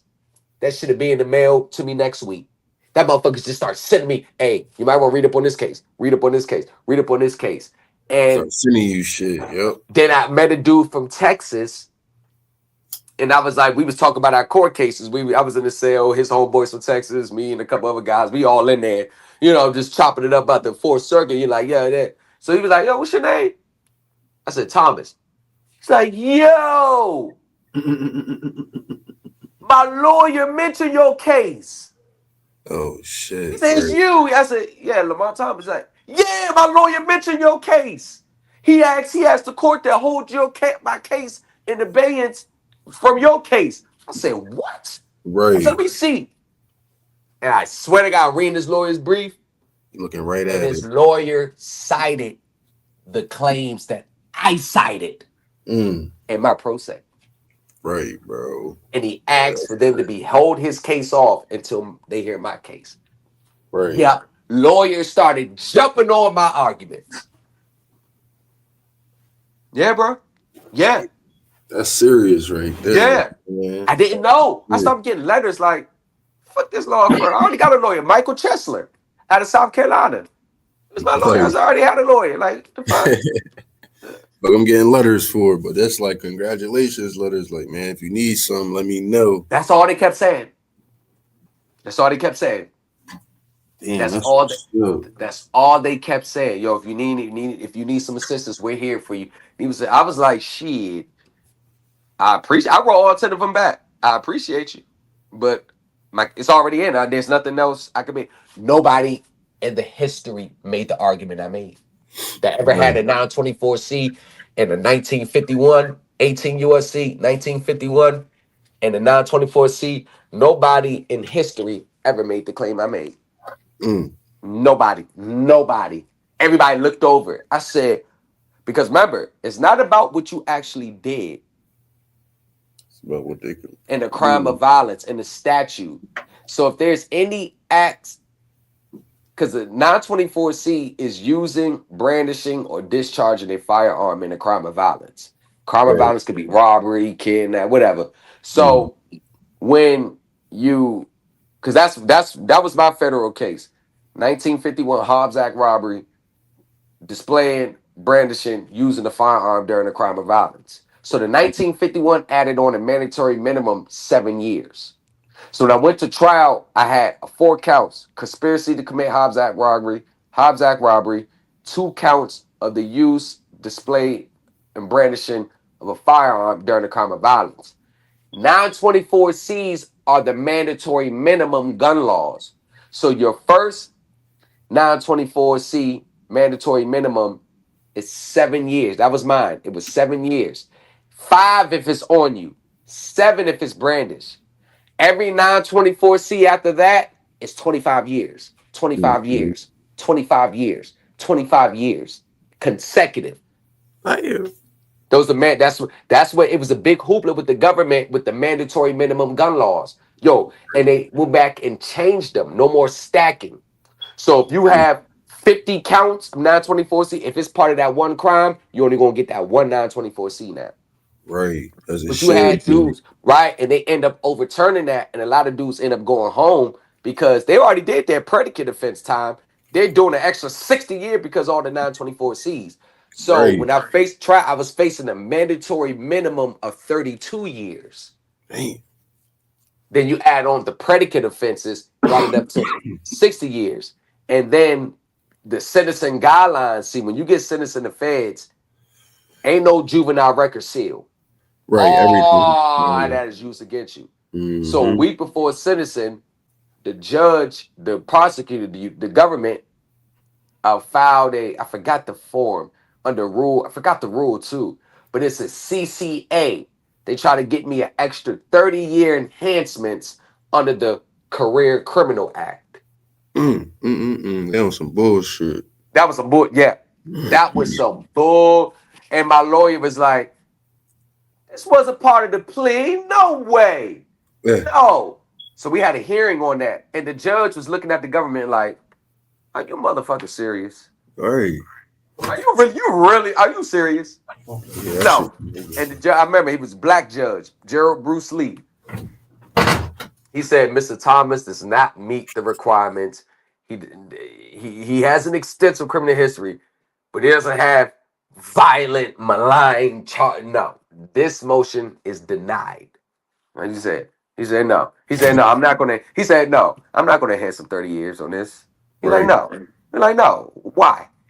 He's like, you signed the plea. Why didn't you if that's the case, you shouldn't even offer him a plea." That's what the judge said. You shouldn't even offer him a plea if you're going to give him an extra 30 years. Yeah. Mr. Thomas could have went back to trial.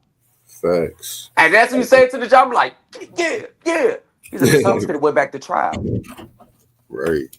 Right. He said, no. He said, no, I'm not going to allow this. No, he is not. No. Judge threw that. Judge, I'm like, yo, they really tried it. Yeah. Because they thought it was a clear, open case. The first day, deliberations, the court trial ended at 3. They deliberated for like 2 hours. So I'm in the back holding cell in my suit. The marshal's walking by like, yo, any verdict? He's like, no verdict yet. So I hear the keys about 5:30. He opened the door. I'm right at the door. I'm right there. I said, yo, what happened, yo? He's like, no verdict. I said, man, stop playing. For real? He's like, nah, no verdict. We taking back up court now. We about to leave. Everybody, they about to close the court. Oh shit. I said, are you serious? No verdict? Going there, like, judge, like, have you reached the verdict? They was like, no, we haven't reached one. All right, we're gonna discharge you to the next day. So the next day, I'm like, all right, they may have a verdict today. Right. 8, we come in, jury, everybody gets sworn in. I go back downstairs, they're in deliberations. About 9 o'clock, I get back downstairs. This was a Wednesday, March 6th. This is March 17, 2015. The rest of my life is on the line. You might as well just say it. Yeah, I'd have been doing life. 60 years, that's life. Damn right. For niggas like us, shit. Yeah, yes. Yeah. And I got 27 when I went to trial. That's life. That's life. But it would have been like 87 if I would have lived that long. No way. Right. Just the stress, I don't think I would have lived. Just the stress in that. No. Oh no. No. I don't think I would have seen that. Nope. No. So 1 o'clock come, they start handing the lunch out. I'm like, yo, any verdict? I remember the female marshal, she said, no. She said, you know what they say, right? The longer it takes, the more good it looks for you. I said, I know, right? I said, I know, right? So 12 o'clock, 1 o'clock, I think lunch is at 12. So, no, they started at 11:30 that day. Right. So, I take a nap. I'm pacing. I'm talking to other people coming in. 2:30, open the door. Gibson, Rifton. Come on, you getting transferred. Oh, they say Tom. So they walk back, do their little sale check. I said, any verdict yet? He said, no, nothing yet. So about 3 o'clock, I said, like, let me get to 5 o'clock. Let me get to 5 o'clock. So 3 o'clock come, like, uh-oh. Somebody in there rumbling for me. As I said, Sunday, somebody in there fighting for me. Somebody is in there fighting for me. Somebody is fighting. 4:30 come. I'm like, yo, Marshall, what's up? Nothing. So I know like at least an hour went by, and I hear about 2 or 3 of them. Like, oh, they about to come get me. I said, Tom. They was like, Thomas, come on. I said, man, is there a verdict? No verdict. I said, yo, stop playing. We're about to go back. I'm about to go back to the jail. He's like, yeah, there ain't no verdict. So I go in the courtroom. My mom, my family member, friends from middle school, everybody's in there. The courtroom is packed. So I start to look at my lawyer, and I'm sitting down. That fear is starting to leave me. I'm starting to get like, hold on now. Don't tell me. Don't tell me. Right. That 98% conviction. I said, don't tell me. Don't tell me. This would be a hell of a thing. This would be a hell of a. So I'm like, uh-oh. So my lawyer whispered over, is like, no. Let me round back. 3 o'clock. I did go back to the courtroom. The jury had a question. Mm-hmm. The question was, does an act of omission mean guilty? Does an act of omission mean guilty? My lawyer said, no, Your Honor, because one of the jury instructions that always stuck out to me, and I always wonder, why did that judge put that jury instruction in there? Because that helped me. Right. He said, being on the scene of a crime or knowing a crime is about to be committed does not mean you're guilty. And when he said that, you could tell the whole courtroom was like, oh, shit. Right. Switched I looked at my lawyer. everything. My lawyer looked at me, was like, and the jury just looked directly at me like, that's interesting. Mm-hmm. I remember that jury instruction. It was like fucking 50 instructions he read. I damn near went to sleep. So, yeah. So, go back and act of omission. My lawyer said, no, it don't mean guilty. The government said, well, Your Honor, I think they should just settle out. They have all the information. I remember his name, Jonathan Fahey and Todd Frank or something like that. But the head prosecutor was Jonathan Fahey. And it was it was 2 fair prosecutors and the ATF agent, Mark Ambrosi. I never forget it. I never forget it. So we said no. The government was like, nah, we should just let them, let them come to the determination. So the judge is like, all right, I'm about to make my order. The answer is no. Any objections? The government said, well, Your Honor, yeah, we object because it's kind of like leading them assist. I think they should just go and try to figure out the way it is. And the judge shaking his head like, He said, all right, you can hand this back to them, because he wrote no on it. Hey, you can handle it back to them. It took me like another 10 minutes before I went back downstairs.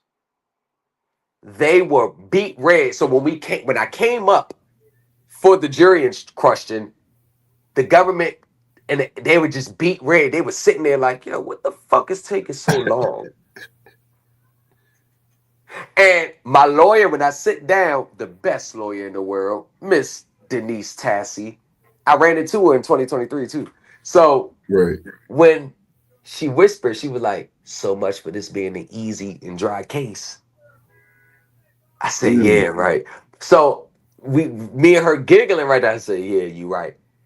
Jonathan Fahey just so happened to look my way, because I guess he heard us giggling. He looked my way, and I seized the opportunity to do what I always wanted to do in those moments. I see it in the movies. I don't know why I did it, but when he looked my way and we locked eyes for 3 seconds, guess what I did? You should know, bro. Y'all should know what I did. Guess what I did, bro? Go ahead, take a guess, bro. You should know what I did. But you wink, daddy. Gave him the wink. I already know it, yo. I be doing that shit all the time. Word. Hey, bro, I gave him the wink. Got your ass. They be sick about that. But me and him knew what that wink meant. Mm-hmm. You know what that wink means? I outsmarted your ass. Shit. Gotcha. We know I did it. Hell yeah, I'm guilty, motherfucker. Mm-hmm. That's what that wink was. Yeah, motherfucker. You know, I'm guilty. Mm-hmm. I was guilty as hell. Right. No, bro, I was guilty as hell. My lawyer just put up a hell of an argument. Bro, I was guilty as hell. Mm-hmm. Bro, I was guilty as hell. They still gotta prove that shit. You gotta prove it. Bro. Yeah, fuck that. Before I went to trial, they offered me a plea, 25 years. I said, yeah, we going to trial. That's what they did with me. Yeah, I said, yeah, 25 years? Yeah, I said, yeah, don't even worry about it. She said, because she came to me, she's like, they offer you a plea, but I know you're not going to take it. I said, what is it? She said, 25. Yeah, I said, yep, you might as well, go ahead and get started. Yeah. She said, I already know, I've already prepared. Yeah, she said, I know you're not going to take this. I said, oh, hell no. No, we're going to try. We're going to try. Either they give it to me all, or yeah. Nah, if you're gonna give me a quarter horse, I'm gonna make you work for it. Yeah, you fucking right. Shit, I had to fire my nut ass lawyer because she wasn't trying to fight for me. Yeah. Oh, she fought. I ain't gonna lie. She fought. She cleared her whole caseload for a month. Right. Oh yeah, that's a real that's a lawyer right there. That's not an attorney. That's a lawyer. She worked on my case for. You know how long that is for a lawyer to work on one case for a month? Decade. That's a long time. That's a long time on the case. She got back files. She got to go handle. Man, she went and got all. Man, she went and got all that shit, and then so the next, I went back downstairs. 5:30, no verdict. I get back to the jail. This day 2 of the trial now. This day 2 of deliberations. Right. First 4 days. This day 2. So I go back to the jail, get back to the unit. Everybody like, yo, what happened? What happened? I said, shit, no verdict. Niggas like, oh, I think you about to beat that shit. Yeah. The deputy get back. The deputy, because I was cool. I was like, yo, what happened? I said, no verdict. Still no verdict? They said, shit, you might go home. Yeah. That didn't say shit, you might go home. 2 days, no verdict? Yeah, you might beat that shit. Damn, I said, yeah, I might. So the Thursday, I'm walking in that courtroom confident. I said, yeah, I'm about to beat him. I see my peoples, everybody, you might beat this. You might beat this. And my mom ran into one of the marshals. Mm-hmm. She told me this later on. And they started to chit chat, whatever. I don't know how it happened. And he was like, man, your son has a good opportunity to go home. Everybody was like, yo, the government was so fucking scared Thursday. Right. So we go all day to about 3 o'clock deliberations. The jury comes up. I never forget what they wrote to the judge. They say, we have engaged in honest, open, and robust, spirited conversations. Damn. And we cannot reach a decision on any of the accounts. I said, damn it.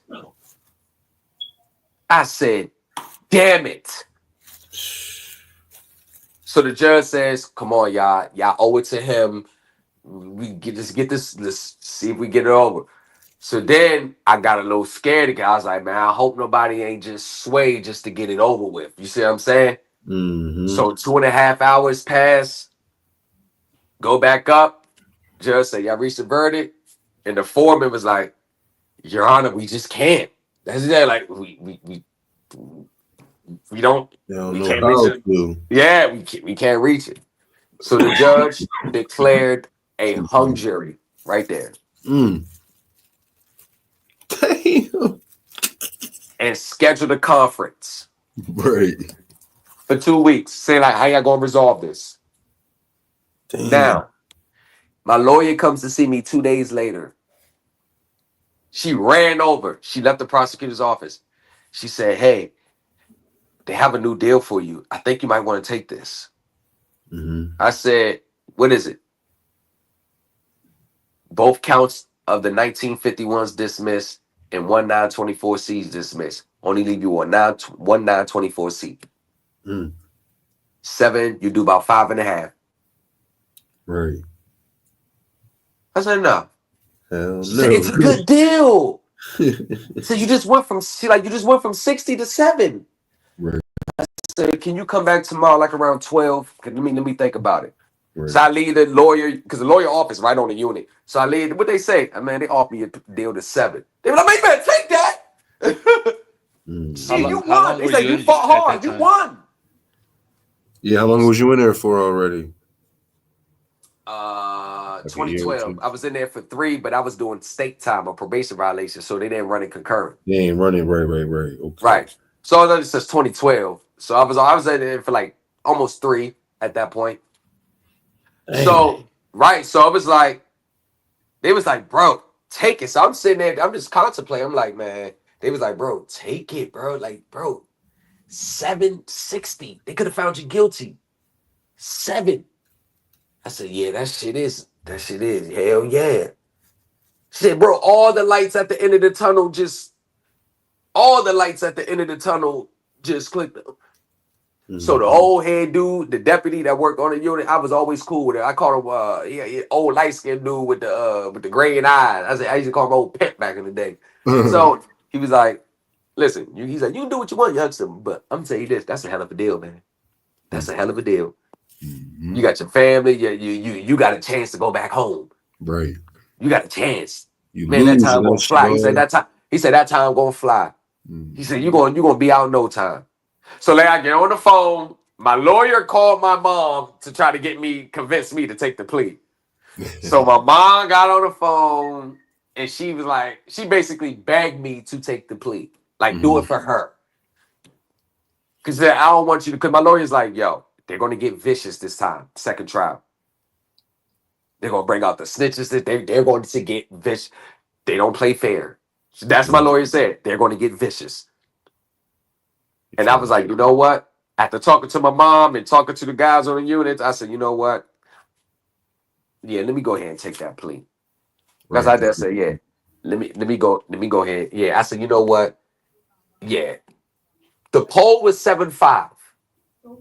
Right. That's why I wanted to go back to trial. Mm-hmm. 7 guilty, 5 not guilty. Mm. That was the poll. 7-5. Sheesh. I know that's a nice number. I see it was like 8-4. Right. That was 7. That shit was down there split. Mm-hmm. All right. Yeah, The poll was 7-5. Definitely. So right. So I went, and I ended up taking the plea. And my appellate, what they said was, right at that moment, I was supposed to bring up that claim. Right. But the original case that I relied on, it didn't come out until later. That's why. Oh, okay. Right. So they got me. Yeah. So I ended up doing 5 in the United States Penitentiary. Damn. Yeah, that was some bullshit. Yeah, they took me to the feds, not the FCI, the camps. Where everybody like, oh, the feds are sweet. No, that's the camps and the lows and the mediums. I was in the penitentiary. Facts. It's definitely. I'm like, hold on. Everybody talking about the feds sweet. This ain't shit sweet about this. Right. Levels to that. Stabbings, dudes getting killed left and right. I said, oh, this shit is serious. Okay. Mm-hmm. Let me adapt. Let me adjust. Let's get it. Let me adapt. I'm good. Right. Yeah, I said, okay. Always like, yo, don't let nobody play with you. Man, don't be no sucker. I said, all right, man. I've been in the street, so ain't nothing. Ain't worried about none of that. Yeah, Don't let I'm just nobody play locked with you. in. Yeah, I'm just yeah, don't locked let in with nobody. Yeah, I niggas. already had the mentality. I already had the street mentality at that time, so I wasn't Right, like walking around scared enough. Because I remember I've been to the state before too. Before this, right. I was at Augusta in Mhm. Virginia, so I already been to the state. So I already know what it's like to be in the penitentiary. So I know how to move. I know how to beg. Right, I know how to do time. Like exactly. I know how to. I know how to move. I know what to do, what not to do. I Right, know. You know what I'm saying. So only thing is different within the state and the feds. You separated by geographical location. locations, yeah, yep. So the DMV, they got their own car. Texas, down south, North Carolina, everybody got their own car. The white boys, they all together. The Spanish boys and the gangs, they all together. It's literally racial Graphic. segregated. Like you would never be in the cell with the white boy in the feds Right, unless he's on black time. right. I feel what Right, you're saying. right. Yep. Like, you would never be in the cell with a white boy. Mm-hmm. So everybody who your celly, they always gonna be from your area.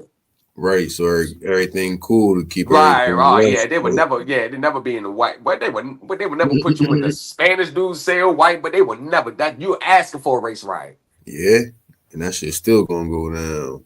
Oh yeah. It was a race ride while I was there.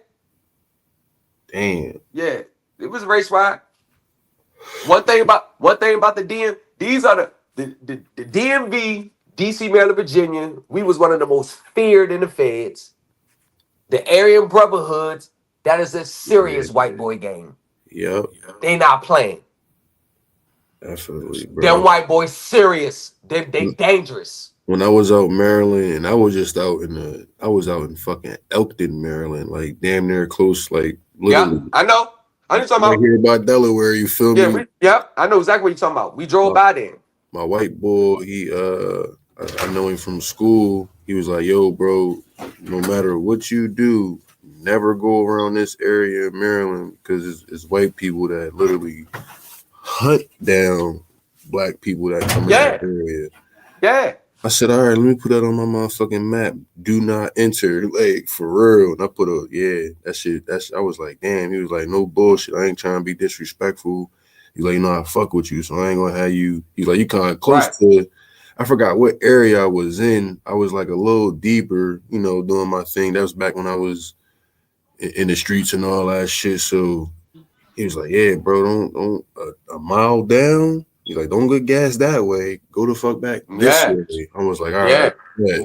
Yeah. Them Aryan brother, them ABs, they ain't serious because there's always a war between DC and the ABs because back in the day they killed the big homie Cadillac out Marion. And then we retaliated and killed like two of them. So it was always they'll never put the DMV and Aryan Brotherhoods on the yard together because it's going up on site. Every time, Then they got the Serranos in there. The Serranos, they ain't no joke. They ain't nothing to play with. At the Mexican Mafia, the Black Hand. Oh yeah, it went down in the face. It went like, people, motherfuckers. You ain't seen nothing until you see a motherfucker getting chased around the yard with a lawnmower blade. 3 people trying to butcher him. I done seen about 12 dudes stab one dude up. The Migos stab one of their own up. Then they killed that man. Damn. I seen a dude get his head stomped in. I done seen a dude get killed over a chair. Yeah. I seen, Young boy, he was like a month before he was supposed to go home. That was my second day there on my unit. I'm never getting in trouble. Thank you. I'm on the top row watching. We watching Love and Hip Hop. So I'm watching it through the Walkman because you got the radio station hooked up so you can hear the TV through your headphones. You got to turn it to a certain station. So I see him go to him. It was like, oh, tap, let me get the check. So the dude was like, oh no, I'm sitting here. I don't think the young dude knew that was his chair. He just tapped up and like, yo, let me get this. So the dude like, hold on, man, I'm sitting here. Some shit like that. So they just go in the cell. I'm thinking they just talking. I'm watching. Right. He come out the cell like 2 minutes later and like walk right behind him. Like he about to walk away. Whole time that man up the motherfucking dagger and hit him 2 times in the chest. Bing, bing. His ass hit the floor. I said, oh shit. Damn. I jumped. I said, oh shit. And everybody just jumped back, looked like, oh shit, the fuck? And the CO was like, they hit the deuces. Get on the ground, get on the ground. Get on the ground. Through the nightfall, man. When he That'd be hit, the worst. he was dead before he hit the ground. When he hit the ground, he didn't move. Damn, yeah. Bro, they bought the yellow tape crop, man. He was laid. They got every man. I went and Harry got some ice right quick. You know what I'm saying? You know what I'm saying? Harry, listen, we get some ice right quick. You about to be locked down. You know what I'm saying? Hey, Damn yo, right. let me get this. I'm running to the say, yo, let me get this right quick. Yo, Go let straight me to the ice machine. every Right, time, ice bro. machine. Yeah, we about to be in. He dead. Coming to Damn find right. it, yo. 30 minutes later, they trying to resuscitate him. They've been trying to resuscitate the man for 20 minutes. Damn, yeah, that's disrespectful. That shit been over. 20 minutes. Because they do that because they don't ever want to say that you died in the That you prison. died, yeah. So they take you to the hospital, pronounce you dead at the hospital. Mm-hmm. Man, they had the crime scene laid out. They had the crime scene. Tape came in. The FBI came in. Because anything happened to Feds, the FBI come in. The FBI come in. I'm like, what the fuck? Oh shit. Man, I got so many motherfucking penitentiary stories like you were not gay. But I was on the yard. I was in transit with Big Meech, Bernie Madoff. I was on the unit with Bernie Madoff in transit. I ran into Supreme, me and Supreme. Oh We was at shit. Big Sandy together. Yeah, the one with beefing with 50. Back in the Yep. day. Yeah. I ran into Supreme. What other? Jimmy Henchman. When I was at Hazleton. I used to talk to Jimmy Henchman every day. Oh We shit. used to walk the yard together. Yeah, Right. he told me everything I need to know about the music industry, this context. I got contacts numbers right now for people that's in the industry. Oh yeah, that's love right there. Yeah, he gave me contacts. He gave me contacts and all that shit. All right. Yeah, that's love. Word. Yeah. He made a phone call for me. I was like, yo, when I get home, yeah. He gave me contacts and all. I got the numbers. Waiting to utilize it. And I got all the information from people that I need to be talking to. Right. Right. Oh yeah. Yeah, so the dude, blood on the wire, my penitentiary. I'm supposed to be scheduling an interview. I'm be going on his podcast. He gonna interview me about my time in the feds and the people I was around. Oh shit. Right. I got requests for people to interview me about Jimmy Henchman, but I was like, nah, I ain't about to do all that. Jimmy Henchman had a lot of beef out here. Right. Yeah, you don't be talking about motherfuckers that had some shit going on. Yeah, we got a lot of beef out here, and I ain't want make it seem I was a part of that shit. But yeah, he go by Jamal now. He Muslim now. Oh shit. Yeah. Change his whole situation up. Yeah. The Hip Hop Weekly used to come up to the Hazleton to interview him. Oh shit, I ain't never. Yeah, I used to see him in Hip Hop Weekly like 2 weeks after. Yeah, he was right there with like D Unit. I was in C Unit. I think he was in D Unit. D and A, B, C, D, like E Unit. He was like an E Unit. He was on Muslim time. Oh shit, right. Yeah. I talked to Jimmy Henchman every day. Damn. Right, ran into Big Meech in transit, ran into Bernie Madoff, talked to Bernie Madoff about 2 weeks. Oh yeah, that's definitely clutch right there. That's the El Chapo, one of his right-hand man was at Lee County with me. Oh shit.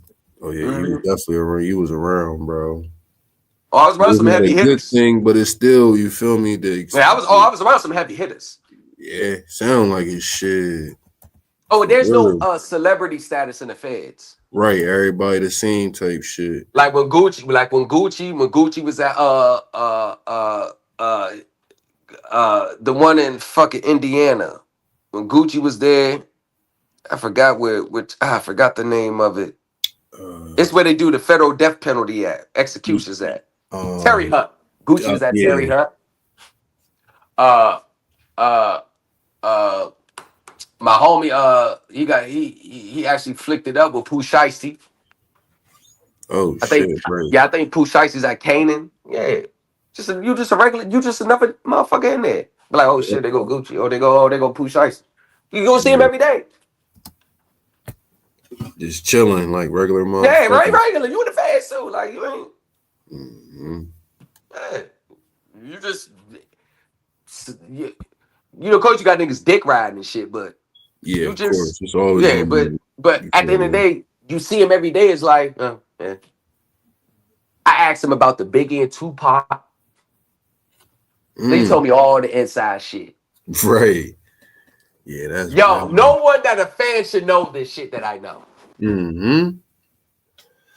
Shit, nigga, you need to write a book, nigga. Man, bro, yeah, I know inside shit behind the Biggie and Tupac shit. And you ain't even And- gotta spill no shit. And You anything just I say, spill- this I just kept it to myself. And one of the Mhm. people that they locked up behind it, Mhm. I'm familiar with that name. Just say Oh that. shit. Right. Yeah. It's the whole case from front to back. Mm. After he got hit in Quad Studio, Yeah, all that's that shit. wow. All the whole thing. Him talking to Biggie on the phone, him talking to Pac on the phone. Oh, So that Notorious, it was as accurate as it's going to get. Oh, for real? Damn. Let's just say, yeah, Notorious is it's about as accurate as it's going to get. Right. Only thing is the 5 times. Shot 5 Right. times. Mm-hmm. Let's just say. See, I don't even want. Yeah, I'm about to say, Right. yeah. I'll tell you this on the phone, bro. It wasn't that. Nah, it wasn't that. Right. It Yeah, did that type shit. Damn. That's how I don't want to say like, oh, it motherfucker exaggerating and that because all the pop fans gonna come after me. But I'm like, that's what I'm saying. Like, I'm real careful because motherfuckers will reach out like, yo, what you With all know? that. Be on Right. podcasts and all that shit. So Yeah. I just be like, I just leave search. But there's a lot of shit that I know inside, behind the scenes that unless you was there and all that shit, you ain't gonna know. How would I? I'm a fan. I was a younger when all this shit went down, but I know like some shit about people, the music industry, all that shit. Right. Yeah, I know shit. I got, Yeah, that's crazy. bro. I right got there. shit on, bro. I know shit about artists that Right. everybody, some people look at every day, oh, they the BOGO. I know behind the scenes shit. I'm like, what the fuck? I know the Weird whole shit story, to bro. do, like, Bro, I shit know like the whole that. story. I know exactly how you feel. Right, I was like, yeah, remember when Tupac said, Jimmy set me up, wet me up? Remember that?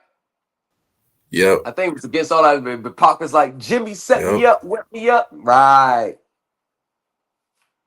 Right. Right. Yeah.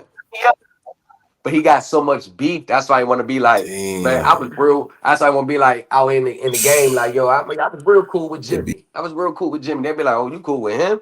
I know Ali from Zopound. Them Zopound niggas, the ones that blew up Lil Wayne's, Phantom out in Florida. Go Google Lil Wayne Phantom blew up.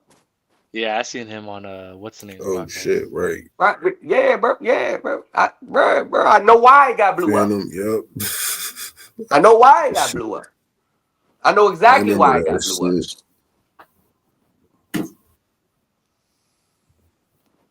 And that's all I did, bro. Was just right. Talk. I ain't been like, yo, just talk. Tell me about the music. Just talk. Shit. Because he's the inside. He's somebody out there. Mm. Yeah, Jimmy Hitchman ain't know nobody. He's somebody. Right there, bro. Yeah. Biggie know him. Pac know him. 50, he has no issue with 50. Really started with Tony Yayo. Why you think 50 said that's what I mean the Jimmy situation went down behind Tony Yayo? Right. Right. Right. That's what 50 said behind all that shit was with Jimmy. Right, I know. I know exactly what 50. I know what 50 talking about. Jimmy told me the whole story. How you start beef with G Unit. Whack 100. All, bro. I'm not supposed to know this shit. That's a fact. Yeah, I ain't supposed to know this shit. I'm a fan. I'm on the outside. I know all that inside shit. How that shit went down. Oh shit. I could have monetized it. Yeah, whenever you have Yeah, bro. I'll tell you exactly how I'll tell you the whole shit from A to Z. All the deep information. Shit that motherfucker. Yeah, all the deep like you ain't gonna know. Yeah. Yeah. I know all that shit. How all that beef shit started, all that shit. Yeah. Mm-hmm. Yeah. I know about the game, all Yeah, that you could shit. have definitely been did that if you feel me? That's bruh. If I need to get access to Right. some Motherfuckers people, are bro, I talk to him all the time on the email. yeah, you'd have definitely been went viral for it. Hell yeah, bro. I'd have been getting Real yo, recognized real. That's why you feel yeah. right, right, right. And Jimmy, I remember the day they had him surrounded on the yard, Right. and they were like, "Yo, Jimmy, hot. Yeah, you gotta go up. You on Oh top." yeah. And I remember he was You like, can still "Okay." get that. He said, "Cause they were like, Jimmy, you snitching, you hot." And from what I seen and read, Mhm. Jimmy ain't 27 people testified against Jimmy Henson. Still I ain't seen nothing about him being hot. accept. Right. I ain't seen nothing about it, but I don't know what people saying. He told them dudes, them New York dudes, he said, okay, I'll go up top. But how you gonna protect your family on the streets? They left that man alone after that. I said, oh shit. Yeah, that's a He- cold line right there. yeah, that's what he said. All of them. He said, okay, I'll go up top. But how you gonna Right. protect your family on the streets? That's They left that. cold. They That's left real that cold. man. They left that doubt. He wasn't no joke out here for real. He wasn't no joke. That man was connected to a lot of people that you really don't want to meet. Mm. Y'all know I'm who I'm about talking about. Google his name, Jimmy Henson. Who don't know him? Yeah, Google the name. He Oh was a no, I he know was exactly who you're talking about. right, I've heard right. stories. Yeah, He damn. ain't no yeah, low peon in the industry. He wasn't no low peon. Yeah, Oh nah, so he's been around all right, the he been around for a legends. while. Right, Yeah, right. R&B artists. I mean, R&B artist, Right. everybody. right, Yeah, right. He produced for Puffy, Bad Boy, He was a Tupac. center. Yeah, yeah, yeah. The name. So a lot Yeah. of that I shit. know. Yeah, a lot of that Yeah. shit that went down. A lot of shit went down after Source Awards 2001. Why I really went. It is the reason why BET Award, all that shit's pre-taped now because of the Source Awards back in 2000, 2001. That big ass fight broke out No. live on TV. Real Yeah, it was shit. was it behind some. Young Buck was stabbing somebody or something like Right. that? Yeah, it was behind some. It was behind some shit Yeah. behind the scenes. And I know he wasn't lying. Mhm. I know he wasn't lying because when 50 would tell what happened between him and Ja Rule, Jimmy already told me how it really went down. Yeah, they was trying to blackball 50, wouldn't get his songs played on radio. Because remember, Murder Inc. had a lot of connections. They had a lot of pull, right? They had a lot of pull. So, like, they was Ja like blackballing them out the game and stuff. Mhm. And then they Mhm. ran into each other at the studio. That's when 50 Mhm. said, my watch was exchanged for your necklace. Yeah, there was a big old fight in a shootout with Murder Inc. and G-Unit outside the studio back there like 2002. 50 know I ain't lying. If I was in 50 know I ain't lying. And what's that? The Ghetto Quran, right? You dropped that? Yeah. Did some Right, on that? he dropped the Mhm. ghetto Oh Quran. Uh Hey, shit. that sounds fire. yeah. Even today. Yeah, oh yeah, that's one of the classes. Like yeah, I ran into Supreme, the 150 I had beef with the Supreme team. Yeah, I ran Yeah. into him. Right. Man. Yeah. Hey, they got his son out Oh, here on doing interviews and stuff, talking crazy about 50. Of course he Supreme always son? is. Yeah, he Yeah. always is. He always is. He always is. Fit, but for the mhm. inside, nah. 50 is official as it gets. As far as a rapper in the game, he's official as it gets. Street shit and all that. Jimmy ain't say nah. 50's like nah. Jimmy told you like nah. 50 a real gangster. Nah, he a real gangster for real. He's like and he fit 50 50 was he was like a bully. Like he really about that shit. Like Yeah. in real life, he's really about that shit. And he ain't back down for Preem. And the problem was, I guess Right. Preem had one of the OGs, and I guess he tried to sun 50, and 50 ain't let him sun him. So that's all that shit stopped. And then when Hobbo Right. came into play, 50 already made a lot of beef. That's why he caught him slipping outside his grandma's house. Yeah, Yeah, when that's crazy. Mhm. Hobbo caught him slipping outside his grandma's house, and then who sent them? I ain't saying all that, but yeah, that was definitely a hit. So Right. let me ask you this. So what is like Beefing the with what's the game with the right. like the music industry, like where people get in and they make money off artists, but they necessarily don't make music per se. Say it again. Oh So like man. how do people get in and make money with artists, but they're not necessarily making money? Are you talking about like as far as like producer, manager? Yeah, yeah, yeah. All right, so the game kind of runs like this. The game, music and contracts run like insurance. It's just like securitization. You get an artist. Yeah. Okay. Record labels are really funded by investors. So you get an artist. They sell the contracts Right. to the investors to put the money up, right? The Yeah. record label gets the money put up. Now, uh, that money is used to promote and all this and all that, do all that, and of course, you taking everything off the top. Now, how you get in as like a manager, producer, you're the one that really has the contracts, the connects. You the one that has the connects. Like I talked to on the phone. I had his number. I didn't even know I ever reached him. In 2023, I called Lyle Cohen, the one who started Def Jam. Yeah, that's the dude from 300, right? Right, for started 300 Entertainment. I called him on the phone. I swear to God, I Mm. didn't even think I would get him.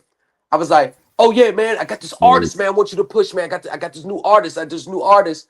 I said, "Yeah, man, this new artist, man. I think got your number through Mm-hmm. contact." I was like, "Man, can I send you?" He's like, "He's an artist." I said, "Yeah, we rap." He said, "Yeah, it's rap." He's like, "Yeah, okay. You can send me the link here." Text it to him. I still got the phone that I used to call him. I was like, "Let me call Live Cone to see if this motherfucker really, if it's really gonna answer." I Yeah. literally talked to Lyle Cole, one of the biggest Wow. music moguls. That I did not. I was like, "Oh shit,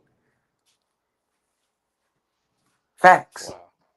yeah, Okay. facts." Okay, so this is So the how reason. you so how you make money is it's like basically they sell they sell like they get investors to put money up for your contract. It's stockholders or shareholders in these record companies, but then they get a death clause that's built into the contract. So what they do is they go take out death insurance on the artist. So if the artist dies, they get cashed out. It's called the death clause. It's not Okay. built into your contract. It's just like with a securitization. They go get insurance out on your cash flows. So when you when you when you if you know in case something happens, you default, they get paid. It's the same thing. So basically, it's a network. So as soon as you got to pay, it's like the record label black book, and it's the industry contacts, and it's notice how it's a closed circuit. You gotta know someone that knows to get you put into the registry. So once you pay to get into that registry, you got access to BT, you got access to this. And if you come in as a label, the label puts up the money to get your songs on the radio. It's like 200,000, something like that. And that's how you get broken into the game. So you make money based on structuring the deals, getting them. The ones who make money are the ones who has the connections to the people who's going to invest in the artist. It's a Okay. buddy buddy system. That's Okay. how it works. It's not about Gotcha. talent. It's just about who you know. Ah, okay. That makes a lot of sense. It's all Okay. about who you know. Yeah, the reason I asked is I got a good friend of mine. I mean, we went to middle school and bruh, he knows so many freaking people like uh Dr. Dre, like just everybody. He knows everybody, right? But the type of music that he makes is not like the typical rap. But when we're in the group chat, he be posting like, "Oh, I hung out with this person or I hung out with this person, blah blah blah." So he was coming back to Texas because he wants us to like put us on some type of way to help us make some money. So I'm like, I'm trying to think because I don't make no music, but he knows all these people. Like he came down to my city probably like a month ago, and he had Dr. Dre's daughter in there recording music. Well, bro, So that's something we could talk about offline, man. I got some shit that you could run across. I got some shit that you could run across them. okay, I got cause a little selection of artists and stuff that you could run across them. okay, See if you see anything, and then that's how you get paid. yeah, You get paid out. You get paid percentage points out of brokering the deal. okay, And then if you become the official manager, you get paid off the album sales. You get paid off the tour sales. Yeah, that's how you get your money. okay. Hmm. You know that chick, Sabrina Carpenter. She just won a Grammy, Yeah, I heard of her. bro. Bro, he was in her back. What's it called? The green room with her. She gave him tickets and everything. Oh yeah, So I'm like, yeah. bro. I was like, man, Now I'm trying to that's get me a celebrity girlfriend. I yeah. ain't trying to be. That's I mean that's how it is, man. Like long as you got something that people see they can make money off of, you gonna be right in the position where you need to be. Like I know Wale. Yeah, I personally know Wale. man. Yeah, I Yeah, personally I know need to get Wale. with you on some Yeah, give stuff me. I know. because Yeah, I know people. Yeah, I know. I know yeah, people because I that want to know people. structure it to where like I want to get into it because like that's my good friend, you know what I mean? And Yeah, just he's be a coming to help manager. me. Just come in as a Yeah. manager. Okay. That's the best way. Just come in as a manager. You know, you're connected to people that know people. You're in a manager position. Okay. You're the broker. You're the manager type. That will be your lane right there, manager. Okay. Because manager gets a percentage out of everything. You get like 10% out of the contract. If there's a deal broker, you get paid off everything, off the artist. But your job as a manager is continue to put the artist in a position to make money. See, the Okay. record label is not the record label's position to put the artist. Their job is to fund it, bankroll it. The manager is supposed to come in like, let's say you get like a 400, like $500,000 budget, album budget, right? That Yeah. means I want to get this person on my album, this person on my album. All right, it's gonna cost you 40,000 for this artist, 50,000. You might be able to work it down for 35, depending on the relationship. Then we gotta shoot the video. You know, now technology, you don't have to pay 300,000 to shoot a video unless you want to shoot one of those futuristic. So you can, that's how you budget. The production is already paid for. You know what I'm saying? So you know how to budget. You know what I'm saying? So you gotta budget that. So when your album drops, you owe that 500,000. Okay. That advance, yo, you need to get yourself in order with your family. They give you like a $300,000 advance. Now you owe 800,000. Right. So when your album comes out, you're 800,000 in the hole. So if your Yeah. album goes like triple platinum after you paid the record label back, everything's good. But your money comes off your touring, your shows. That's why you see a lot of artists, they don't really do tours. You see them doing shows like that. That's Mm-hmm. your money. Shows. You get about 50,000, 60,000, 70,000 a show. That's the money for the artist. Shows, merch, their YouTube, their social media presence. And then if they take their money, invest in other non-music endeavors, they got money coming in like that. But as far as like being a millionaire off your album, that would never happen like that. Not coming out the gate. No, unless your album goes like quadruple platinum. Because in your Okay. first I album, see. you got everybody's in your hands. Like let's say you push me as an artist and you broke a deal. In the first artist, you gotta get 10%. Your homeboy that met me with the connects gotta get paid. That person gotta get paid. Whoever was doing my hair gotta get paid. Whoever the tour, they gotta get paid. The security team gotta get paid. You see what I'm saying? Everybody's in Yeah. your pockets. Okay. Right, the artists, everybody, you got about 5 different hands in your pockets the first time. So what they do is they pay for press. You know, it's like you just always see an Mhm. artist, so everybody think they jumping. That's paid for it. The record label just pushing them to generate those sales. And then the record labels, they buy thousands of streams from the machine on Spotify. The only a lot of record labels buy that shit.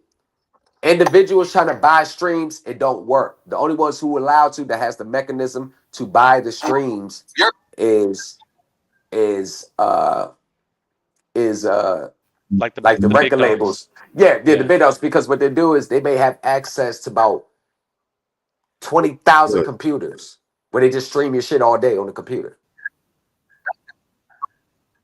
Mm. Notice that they got access. They literally set up like a warehouse, right. which is nothing just computers, and whatever artist is, they'll just have this shit streaming on repeat all day. They might have like 1,000 computers and Mhm. Oh, just so the the record label shit just stream your shit all day. that Drake is talking about, then that it has some validity to it then. With Oh the yeah, Not Like Us song and it getting yeah. They're streams doing. and See, what happened with Drake is that is the machine. The same. See, he profited off that being pushed, having the machine, having the record label out of him, and that was the machine that pushed Drake. It's happening to him now.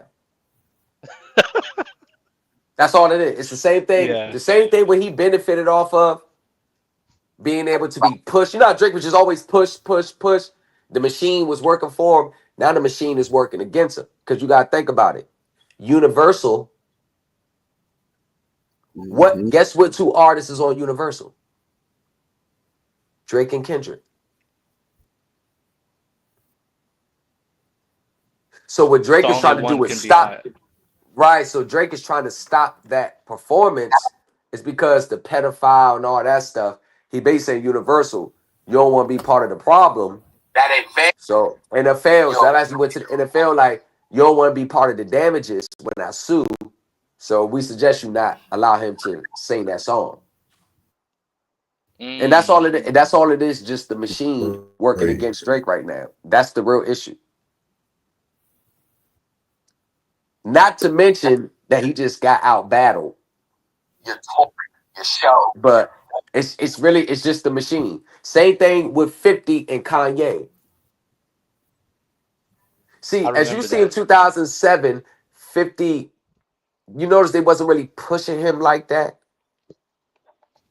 Besides, remember that 2003 50 push? Yeah. And look at 2007. Wanna know why? Because at that point, 50 didn't owe them money. He was in the green with them. So everything would have to be split down the middle now. Damn. So that's why he you notice that's how that shit started. It's all about the machine. Once you get plugged into the machine, you're good. But once the input someone else in there, Mhm. your ass is up out of there. So the thing about artists now and the record labels is if you're an artist that has access to the machine, but you're also the owner of the label, you eat. It's like Gucci, the Diplomats. They own their masters. They own it. So Gucci back then, he didn't have to sell 1,000,000 copies. He was selling 400,000, 300,000, but he's getting $5 off each album. Most artists, if you get $1 off each album, you are good. Most artists get about 10 cent, 20 cent off each album. And then once the record label Wow. submits it, streams, the record label gets about 34 cents off each stream, each sale. The streaming platform gets about 20 some cents. Now the songwriter gets about 10 to 17 cents. So if you're the artist and the songwriter, then that's good. But if you ain't write the song, you only getting performance royalties, artists. So this is why when you really want to become serious as an artist, you need to get your BMI or your ASCAP Facts. card. You need to register. So it's the musician composition. So anytime you appear on TV, you get paid royalties. So every time that show airs on TV, you get paid royalties. You know what I'm saying? Every time you write a song, you only don't just get the artist cut, you get the songwriter cut. And let's say you got Spotify, got your own label, you get the label cut, so everything comes to you. That's how I set it up. The Block Boys Entertainment, that's my everything comes to me. Mm-hmm. Everything comes back to me. So just like with TV, the main thing about any TV show is to get to, I think it's either 100 or 200 shows. Because once you reach the 100, 200 shows, your show goes into syndication. Facts. When you go into syndication, this is why 30 years from now, your show will still be on TV. Look at Martin. They still get paid off Martin because it's on Netflix. Syndication. The Parkers, so syndication. Family Matters, so Hulu. See what I'm saying? So that's the mark, and that's what 50. Once Power gets to syndication, you always get royalty. You always eat. The main thing is about the royalties. Man. Okay. Oh, Jimmy Hinchman laced me up. Yeah, I can tell. I see. Mhm. Jimmy Hinchman laced me up about the music business. Jimmy Hinchman laced me up. He laced me up. Percentage points, mechanical points, all that. All that. I Okay. would never Mhm. not know what a music contract looks like.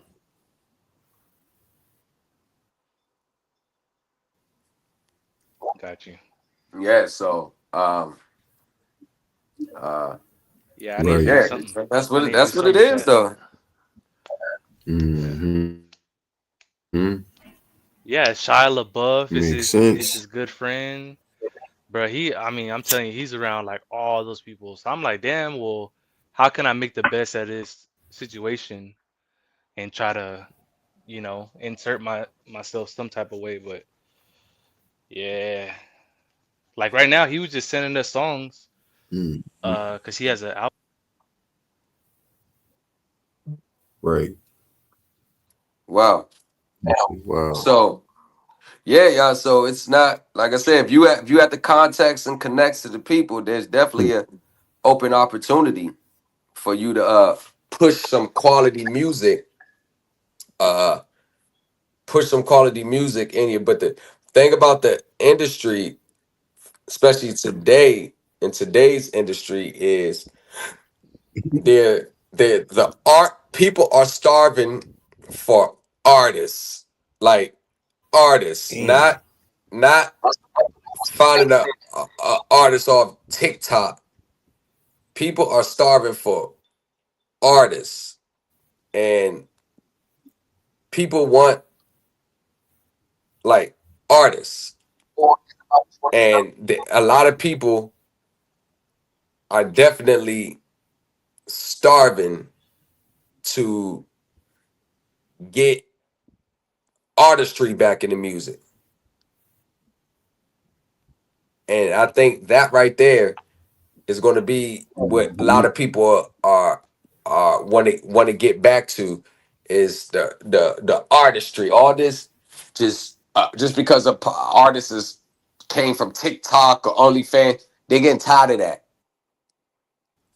So the game is going to be shifting back to, when it comes back down to it, you got to have bars. Because look at the machine with Kendrick. Kendrick's not a drill trap rapper and all that. He got bars. So now, wherever the machine is at right now, the machine is on Kendrick right now. That's the machine.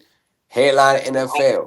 So whatever is the standard for the machine, that's the standard where everybody's going to be looking for. Because yeah, you might have a lot of young people and young artists, but most people want to hear bars now. They want to take it back to the 90s and early 2000s. That's what a lot of people want to get back to. The little drill, trap, just saying anything because the beat's fire. You know, that's kind of, from a fan's perspective, it's getting played out. Yeah. Yup. Yeah. Oh man. Okay. Man, Yeah, I'm definitely yes, gonna Mhm. I'm definitely gonna follow yeah. up on that. It's right. You know that shit gonna That's go fair. straight there. Yes, So would sir. you say the stuff that we talk about, they use that in the music industry? Yes, Okay. yes, because there's always investors behind it. Oh, okay. I see. I There's see. always Okay. investors behind the contract. You see what I'm saying? People that's actually putting up the Yeah. money. They need their guarantees. Yeah. Okay. Yeah, it's interesting. Yeah, because he was telling me about Right. his attorney or lawyer, and we were talking like a little bit of Right. stuff, and he's like, yeah, he's like, some of the stuff you're talking about, I wasn't going in deep about it, but he's like, yeah, I know about some of the stuff because he's always telling Mhm. me I got to spend so much money. Uh, like he was telling me he was renting a place in LA. It was Right. 15 grand a month, Yeah. 15 grand a month, but it was a tax thing. So like the way that I guess it worked out, Yeah, it was like a write off that's for him. official So he right was getting there, the money back. bro. I think he said every 3 months or something like Man. that. Shit, y'all. I am at 999 subscribers. What the You know, fuck? is what you know is Ain't it's who you know. And if you have it, if you have the thing about the music is you gotta be able to adapt to the times.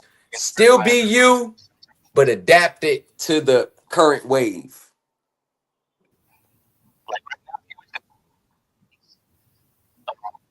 That's a fact. All right, fellas, it's been real. I gotta get up out of here. Uh Alrighty. Part 2 of the Right to Set Off will be tomorrow at 6 o'clock. So yeah, make sure y'all get in there and let's just get it, man. Let's take it to the next level. I believe we are right where we need to be for this moment in this time frame. Mhm. Stay the course. We stay the course. We don't get overexcited. We make sure we're on our grizzy. We stay on our grizzy. Check your 12, watch your 6. And y'all, let's get it this year. It's gonna be a great year. I believe it's gonna be a great year for a lot of our members. Yeah, it's It's gonna gonna be a be a really great good year. yeah, it's gonna be a great year. And the reason why it's a great year is because no matter how you Mhm. look at it, no matter how you look at it, no matter what's going on, we are going to we know how to enforce our rights. See, that's the biggest thing about leverage, knowing how to enforce your rights. When you know how to enforce your rights and you know you ain't they know you ain't playing, y'all, it don't matter what the fuck they say. We ain't seeing it. We ain't seeing none of that shit. This is what it's going to be. If you don't want to do that, okay, we're going to take all of these actions against you, Mhm. and then you can go from there. So I got a lot of irons in the fire. I got a lot of shit that's going on, uh, and we're just gonna take it from there, y'all. Oh yeah, you Thank you say for you're getting allowing me on your show. a Mhm. new vehicle? All right, yeah. I'll be go this week. I'm trying to go that Thursday. Would you get a Bugatti or what? Now I'm getting You another got Benz. what? Bad times, yeah. Fine. Oh, Fine. I'm Valentine's keeping this one. already. I'm not trading the one I got now, and that's gonna be an addition. I'm getting Susie. I got Betty. I'm getting Susie. Uh oh. Uh Yeah. oh. Well, alrighty, All fellas. right, yeah, You have a yeah, good night.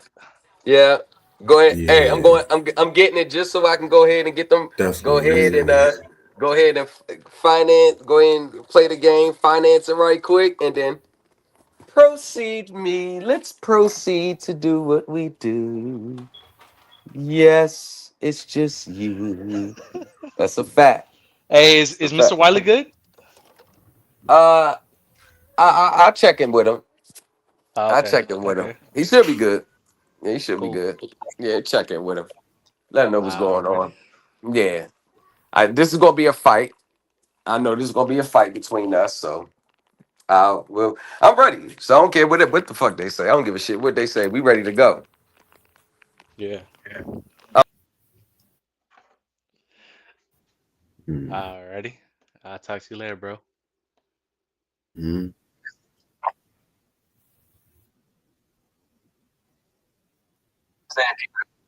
Yeah, they need to get. That's interesting. Yeah, your lawyer.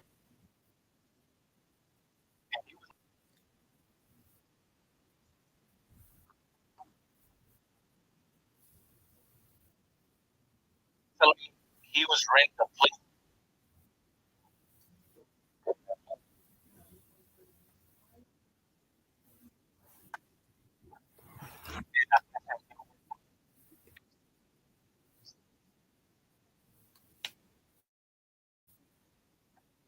Something like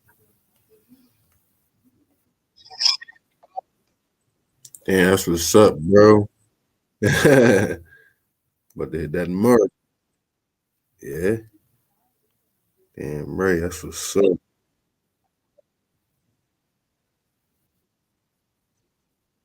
Mm-hmm.